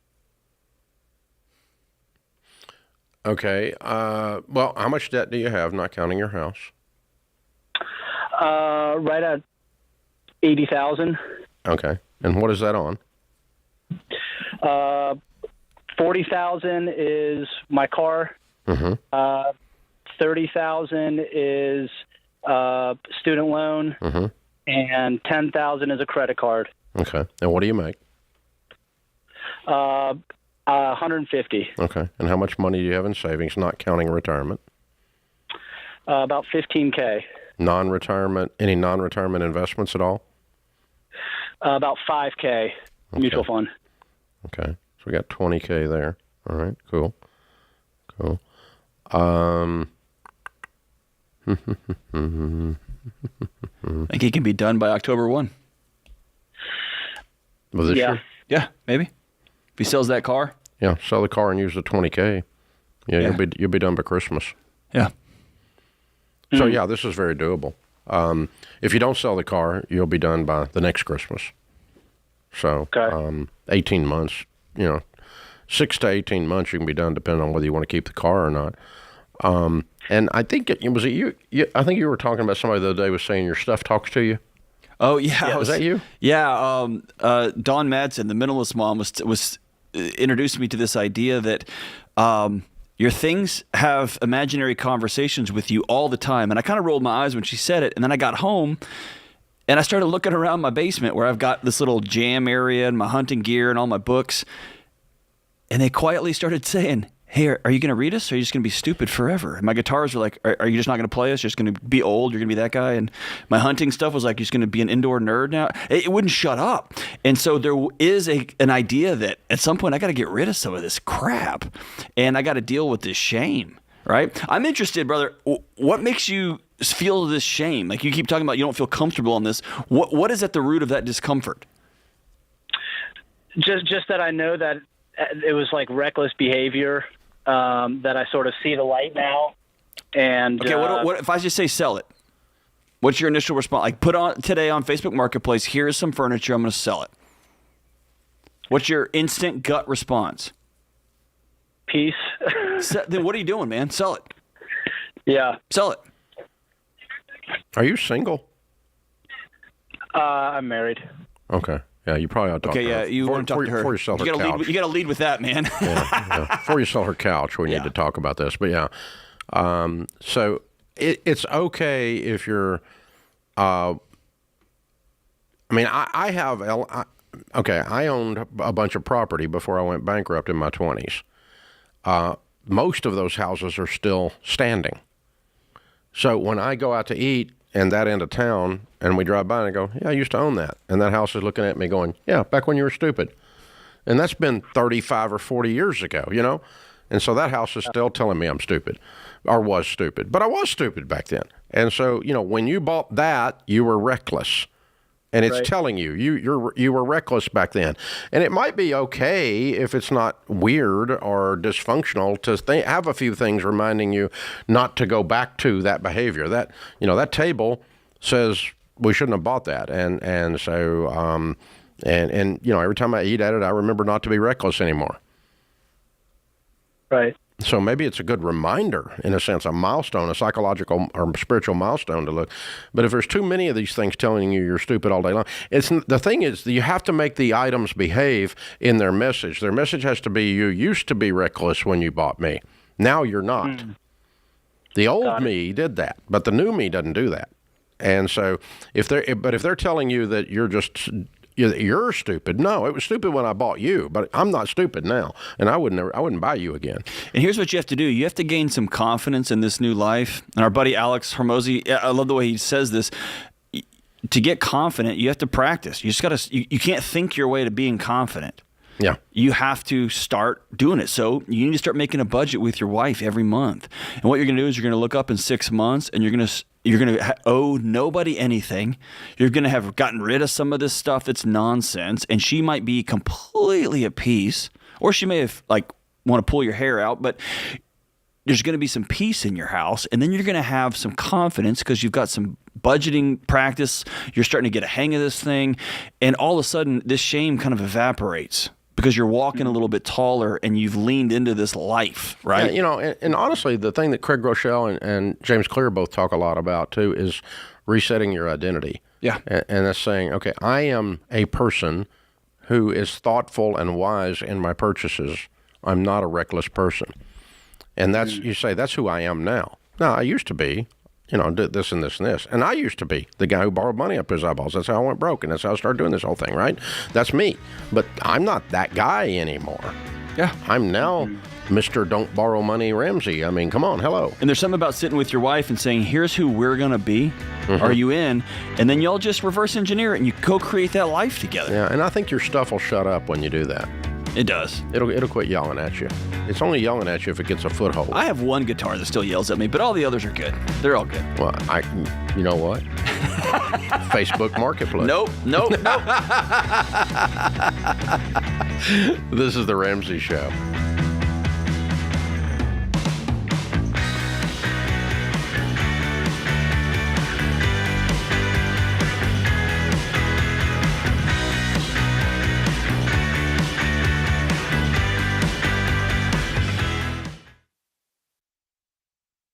Hey, Dr. John Deloney here. I'm a huge fan of both meditation and prayer. And good mental health includes slowing down, gaining control of your thoughts, and plugging into something bigger than you. And Hallow makes it easy to start a daily practice of meditation, prayer, and finding peace. Hallow is the #1 Bible app in the world, and you can tailor content towards your faith tradition. From scripture readings and prayers to meditation and journaling, Hallow makes it easy to practice prayer, meditate, and build a deeper, more meaningful spiritual life and rediscover true peace. Go to hallow.com/Ramsey today to get 3 months of Hallow for free. That's hallow.com/Ramsey.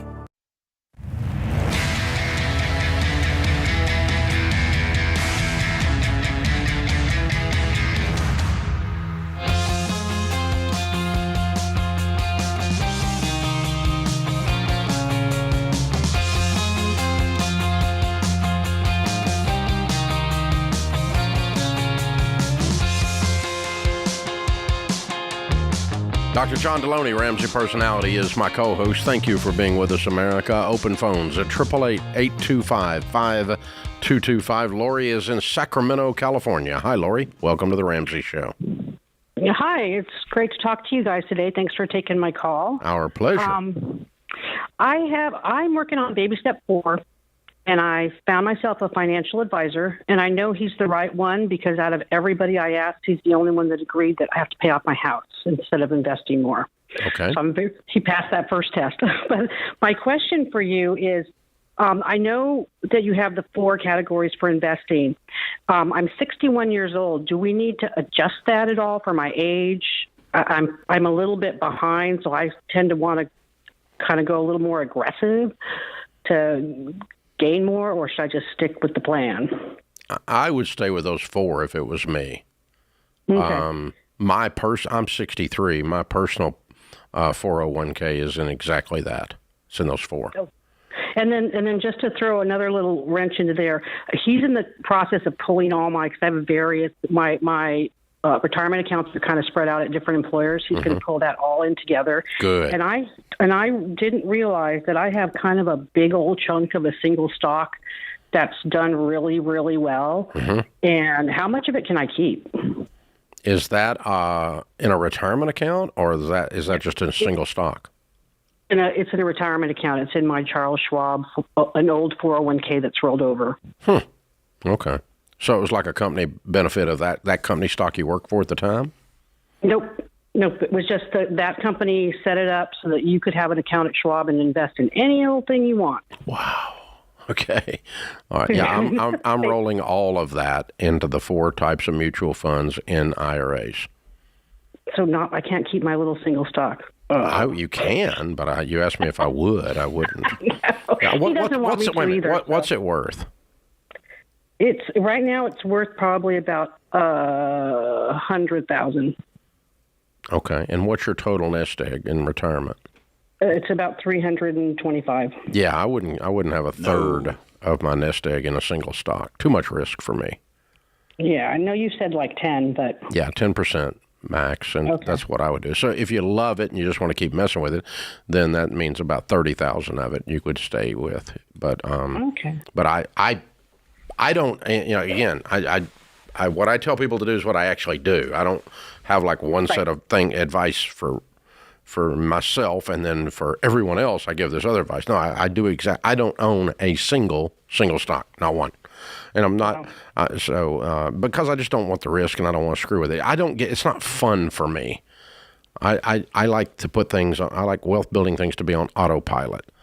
And that's really what I want, so that's a good point. And Lori, I would look at it like at some point you got to walk away from the table in Vegas, and you've done really well.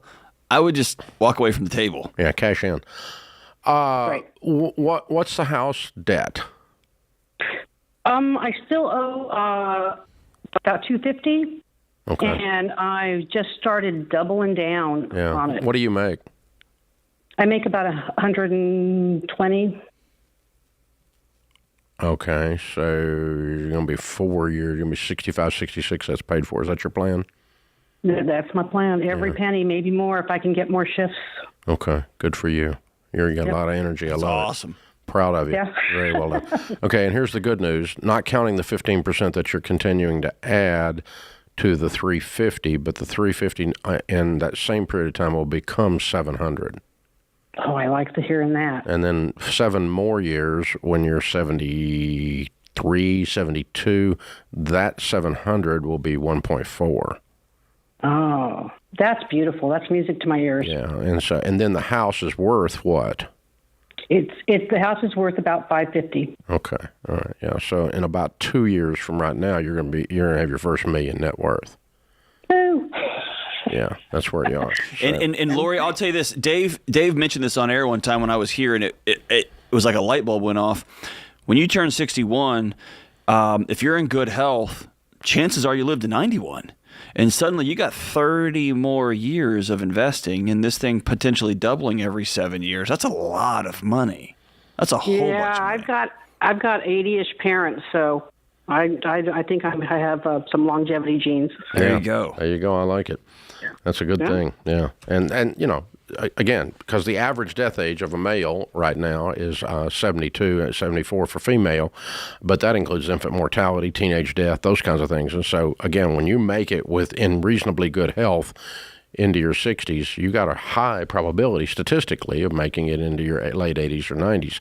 And so we typically bring that up when we're addressing, you're now 60, so you need to move all your money into conservative investments. And no, inflation will kick your butt. You got 30 more years to buy bread and gas as it goes up. And so, but we're not having to worry about that with you, Lori. You're in good shape. You're doing really smart things. Great. Yeah, she's got a plan, man. She's dialed in. And I love the, I don't know, I all the psychological data says when people just quit working, when they just stop, everything falls off. And I like to hear somebody who's 61 is like, no, man, I'm getting after it. I'm doubling my shifts. I'm going for it, man. I just love that. I love it. It's fabulous. Jace is in Las Vegas. Hi, Jace. How are you? Hey, Dave. How are you doing? Better than I deserve. How can I help? So my wife and I recently got on the budget, and we have about $400 or $500 left after all of our expenses are taken care of and everything. We're kind of wondering what to do with that money. We have $370,000 of debt. What kind of debt? It's all student loans. 100% of it. Who's is the all doctor? student loans. Who's the lawyer? So I'm a doctor. I am in residency. I have 2 more years left. I'm in the middle of residency right now. And so we're kind of wondering... What are you making? What's your household income? So it's about $50,000 after taxes. That's take home. My wife stays at home with our kids. Oh, okay. All right. Yeah. So these are college years. I mean, you're in college. That's what it amounts to. Yeah, so it's medical school, and undergrad is about $20,000. Yeah, I understand. But I'm just saying, when you're in school, we don't expect people to make big strides in their wealth building when they get out of school. Yeah. Your temptation, the thing you have to avoid then is getting what we call doc-itis. It's a disease that medical school spreads. Yeah, no, I've heard of that disease, and I've studied it. Yeah. Doc-itis is where you go buy a new BMW to prove that you're a new MD instead of paying off your freaking student loans. So, you keep driving a hoopty, and you live in like a broke doctor, because that's what you are going to be very soon, hopefully, a doctor, because you're currently broke. We hope we can add doctor to it, and then we go make a couple of $100 a year, and we clean this up, and because we don't upscale our lifestyle. We keep our lifestyle where it is now, and then when you do graduate, get your MD, and move into the bigger income, that's when you'll be able to actually make progress. But I really don't expect you to do much but tread water right now.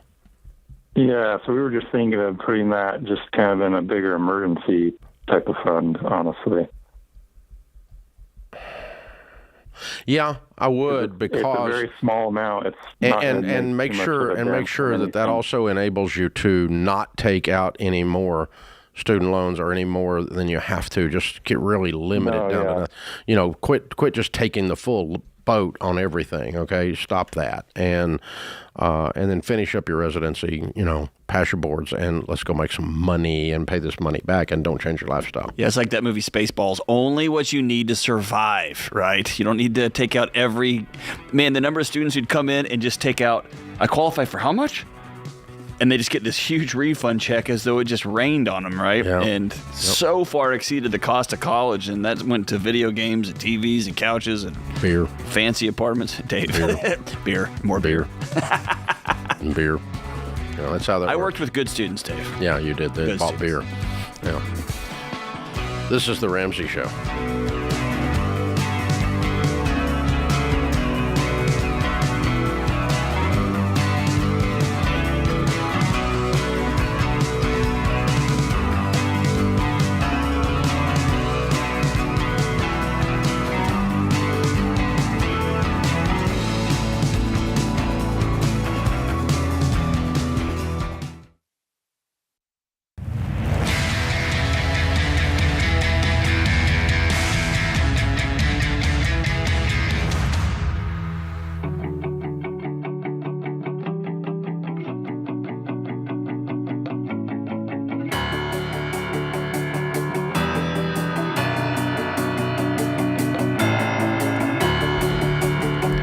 Dr. John Deloney, Ramsey Personality, is my co-host today. Thanks for hanging out with us, America. We're glad you're here.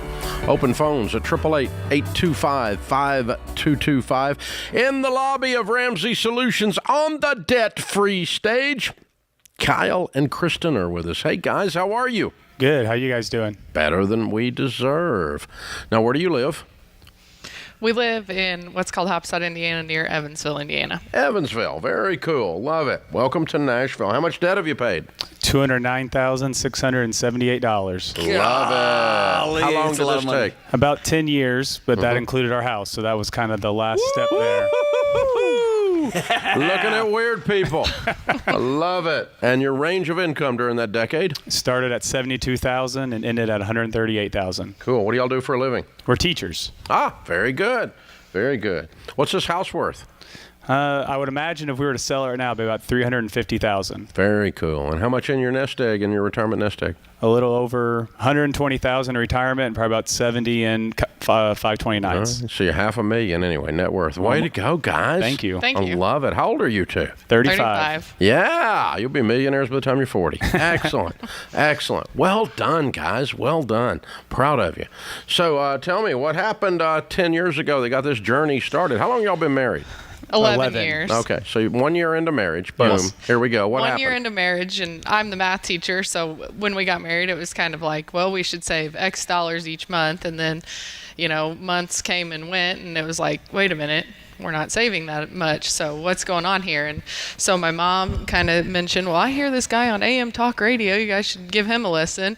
And so we did, and then we started listening to the podcast. Whether we were walking the dog, running, early drives to Florida for vacation, whatever it may be, we always had the pod on and listened to lots of shows. And the debt-free screams kind of got us inspired, in addition to all the radio listening and we then did. we decided we've got to have this on paper on purpose so that we know exactly where our money's going.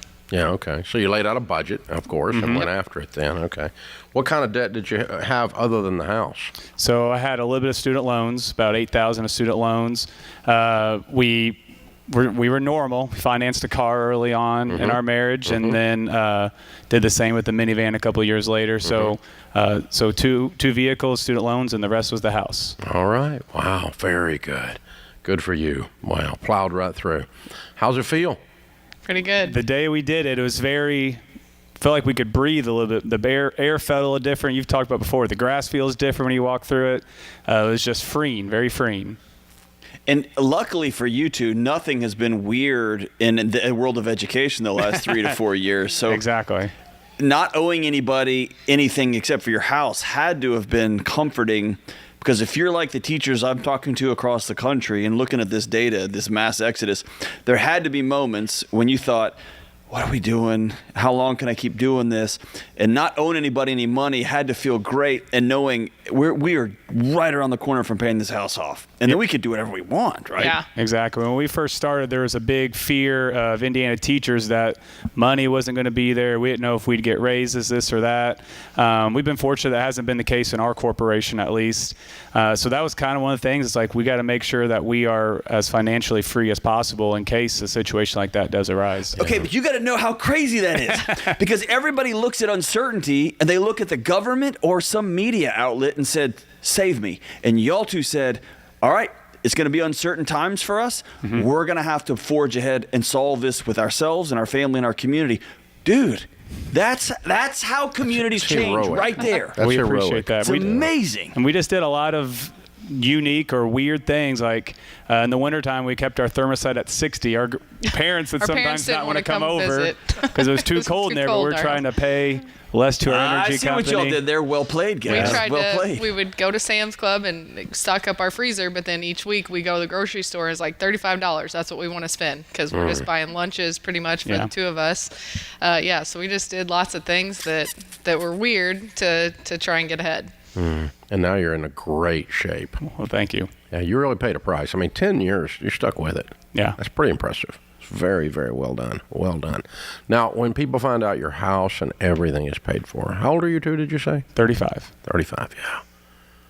Yeah, people find out you're just so weird.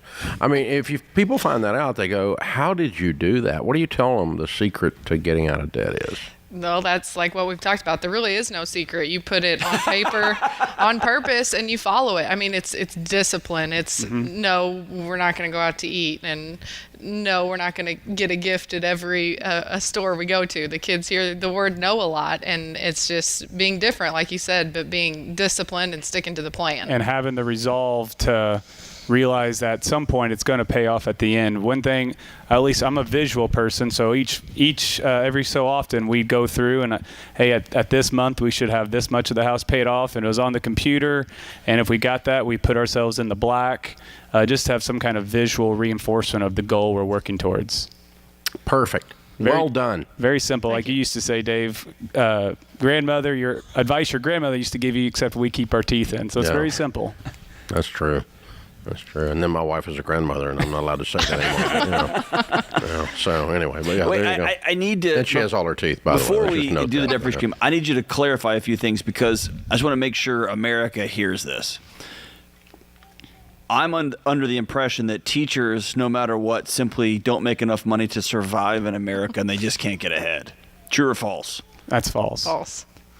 I'm under the impression that you have to be inside your home as comfortable as you are at a spa, or everything falls apart. True or false? That's false. Also false. I'm under the impression that if you tell your kids no, they evaporate and they hate you and they kick and scream and they become disaster like little feral animals. True or false? They do kick and They do scream kick and for a minute, and then they get over it. Then they get over it. And then that energy runs out, and there we are. Exactly. Dave talks about hope stealers. I want people who consume the media on a regular basis, who have bought into some narrative that the country's over, everything is falling apart, everything is over. I want to look at you two, and you two inspire me, literally in my own house with my family, because y'all have said we're going to circle the wagons here with our home, with our family, with our community, with our parents. We're going to do this the right way, and y'all did it, man.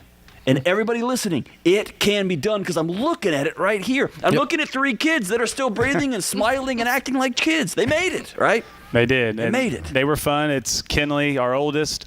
About, a year ago, she'd walk around with our Smart Money, Smart Kids book, and she'd pull people aside and read it to them, and she was just learning how to read. Proselytizing, man. Yeah, it was fun. We've got commission jars for them. They've got things they have to do around the house. They save and they give. Very good. It's just exciting things. Very cool. Let's bring them up and introduce them. Amazing. What are their names and ages? We got Kinley here. She's our oldest. She is 8. She's 8. We got Cameron. He's our second. He's 6. And we got Lucas here. He's our youngest. It's 3 and 1 in the next probably 5 to 6 weeks. All right. Way to go, guys. A beautiful family. Thank you. Thank you. You guys are heroes. Those kids' lives are completely changed because you paid a price to win and you taught them the ancient word.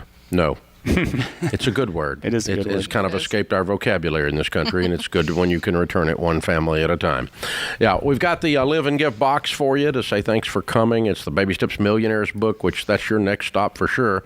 And then Total Money Makeover book, and you can pass that on to somebody who needs to do what you're doing. And a Financial Peace University membership. If you've not gone through it, you ought to go through it. If you have and you want to give it away, do that. It's for you to live and to give. That's what it's called. That's why it's called the Live and Give box. Way to go, guys. Kyle and Kristen, Kinley, Cameron, and Lucas. Guys, are y'all ready to do your show? Are you guys ready? All right, here we go. $210,000 paid off, house and everything in 10 years, making 72 to 138. Count it down. Let's hear a debt-free scream. 3, 2, 1. We're debt free!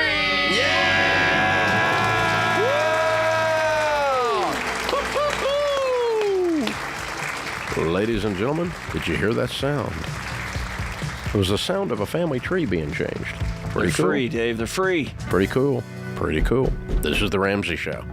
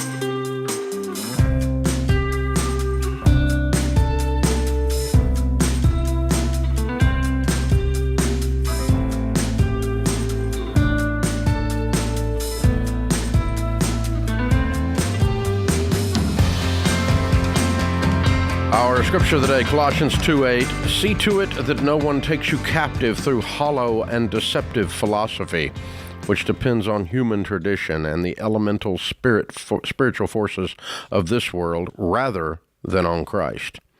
Jordan Peterson says it this way: don't be a slave to stupid rules. Jordan is very seldom that much and to the point. He's short. He usually has a lot more to say. I just need you to know that there's going to be a time when I might. Don't be a slave to stupid rules. I might suggest that one of my office rules. I don't want to be a slave to a stupid rule. I guess then you can say, well, then you don't have to work here. That's pretty cool. Oh. Well, there's stupid rules, and then there's just rules. That's fair. That's fair. All right, here we go. Brandy is in Greenville, South Carolina. Hi, Brandy. Welcome to the Ramsey Show. Hey, Dave. Thank you for taking our call. Sure. What's up? Okay, so we are in a huge dilemma, both financial and emotional. Mm-hmm. We built a house brand new in 2017. Mm-hmm. Right after moving in, we started noticing a lot of issues. Long story later, and a long 5 years worth of litigation, we settled outside of court. Mm. Now that we've settled, we started doing some of the renovations, and, we thought we were looking really good on budget. And then one thing after another started popping up. We started having severe mold issues. We had it in the HVAC. We had it in the crawl space, under the floors. You can imagine it's just mold infested. At this point, we don't have any more money from the settlement to invest in our home. Mm-hmm. The pickle here is we don't live in a subdivision, so we can't just flip around and sell. We actually have a piece of property that my parents gifted me.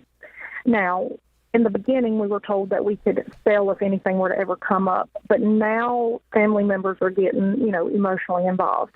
My husband and I have decided that, we really don't want to go into debt to fix this house unless, it's the right thing to do. We know interest rates are double what we have now. What is your household income?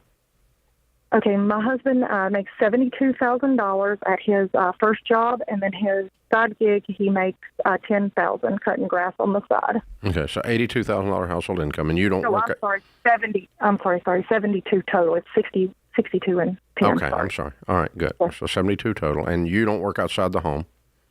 I don't. I'm a homeschool educator. Okay, and how many kids have you got? I have 3 high schoolers. Okay, all right, cool. All right, and so what bids have you gotten on the mold eradication? Okay, so I know that we need around $80,000 to finish this project left. Not in mold eradication. No, mold remediation. We have a mold hygienist coming out on August the 10th. He's supposed to be one of the top in the state of South Carolina. So he's can't afford him. You don't have any money. Why do you have the top guy in the whole state coming out? Because the other people that we've had in our home, we've spent $15,000 in the crawl space, remediating that, and then we spent so far just in the flooring portion of it around $12,000. And it's still not gone? No, I should have done that's it. What we have more mold that we're discovering. So that's, yes. All right, I'm confused. Because if you have a crawl space home and there's mold in the crawl space and you eradicate the crawl space and you clean the heat and air ducts, you should be done. Well, yes, but it's in the walls. That's the thing. We found some things that are in the walls that need to be addressed, so that would be an additional fee. All of the other things, have been addressed. It's just the new things that why is it $80,000 in? That's not true. That's to complete the whole entire house. I know. But you can't afford it. You haven't. Yeah. Oh, I know. That's why we're backed in our corner, because every last penny that we had, for the remediation, the reno, it went into the mold remediation because all of that. But your mold stuff should was be done. It should be done, but maybe just a little bit. So there's 2 separate issues. You're lumping it all into one issue and turning it into a drama. Okay. The other renovations, I don't care when you do those, but the mold has to be taken care of to live there. Well, we don't. That's the thing. We don't live there. We've been living with my parents because it was so bad. Okay, so the mold has to be finished, but the other renovations don't have to be done to move in. Well, actually, they do, because our house is gutted. We have no bathrooms. We have no flooring. We have nothing in our home. No kitchen. Everything has been completely. How much gutted. did you get of a settlement? $150,000. And you couldn't fit and all you did was get the house gutted for $150,000? We had to do structural stuff, landscaping stuff, and I mean, yes, we put every landscaping. You don't do landscaping with your house gutted and no bathrooms. I mean, like regrading the yard. The builder graded our yard into the. My God, it'd been easier to push this thing down. That's what I was saying from the beginning, and so now our question is we know we've spent what do you money. owe on we it? don't have it. $211,000. God. If it was in tip-top shape, everything was done, you had $80,000 fall from the sky, what could you sell it for? $550. I've been speaking with a few realtors, and that's what they think that the number is. Yeah. So you'll be lucky to get out of it right now. Yeah, that's what we're just trying to see. Should we sell as is? Do we need to do a home equity line of credit? You all suck at renovations. So your ability to manage this project and this budget is horrible. It just has destroyed you. And so I really don't want you continuing this because you're not. It's going to, you did when you were building, it didn't get done right, and then when you try to do a renovation with the amount of money you had, you didn't stay on budget, and you got completely out of control on everything. And so it's like there's no limit to spending here. So, I mean, oh gosh. Yeah, I don't think this ends well, even if you went and borrowed $80,000. I don't think that's the end of it.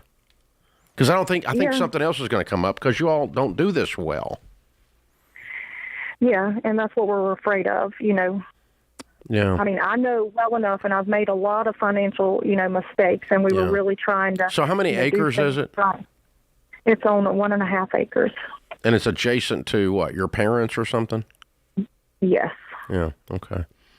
Well, I mean, you don't have a choice. You got to sell it. It doesn't make sense. There's nothing here that says I want to keep this. Hopefully you can get more than $210 for it. And then you're just going to have to go and get your rental property and just start rebuilding your lives. And if mom and dad or whoever it is that's griping at you don't like that, then they can buy it. Yeah, but they don't really have a vote in whether you keep it, unless they give you $80,000. If they give you an $80,000, then as a gift, then they can have a vote. Yes, sir. But they don't get to tell you what to do with your property. That's part of the problem with giving someone something. They now own it. You. When Dave just said you got to sell it. Yes, sir. Did that give you peace? Yes and no. I mean, that was our forever home. So. Seems like the cosmos is trying to tell you, no, it's not. No, it's not. No, it's not. Yeah, that's where I just kind of stopped and asked my husband. We've been out of the house. We thought things were going to be completely different, and it's not. It's been the opposite from the beginning. Yeah. So I'm not opposed. I'm not going to sit here and dig my heels in to keep something just because it's family land. I'm not either. I'm sorry it's family land, but if the family wants to buy it, they can buy it. Or if they want to give you $100,000 cash gift and you want to try to finish it so that's fine. If somebody's rich and wants to put their money where their mouth is. Otherwise, they don't get a vote. So I'm sorry you've been through all this. Y'all are drowning. I hate that. If I were in your shoes, I'd be done with it. I want a fresh start. I'd be done with it. Yeah. That puts this hour of the Ramsey Show in the books. We'll be back with you before you know it. In the meantime, remember, there's ultimately only one way to financial peace, and that's to walk daily with the Prince of Peace, Christ Jesus. Dave here. You can find all of our shows with the Ramsey Network app on your smartphone. It's the only place to listen to the entire back catalog of episodes. Download the Ramsey Network app in your favorite app store today.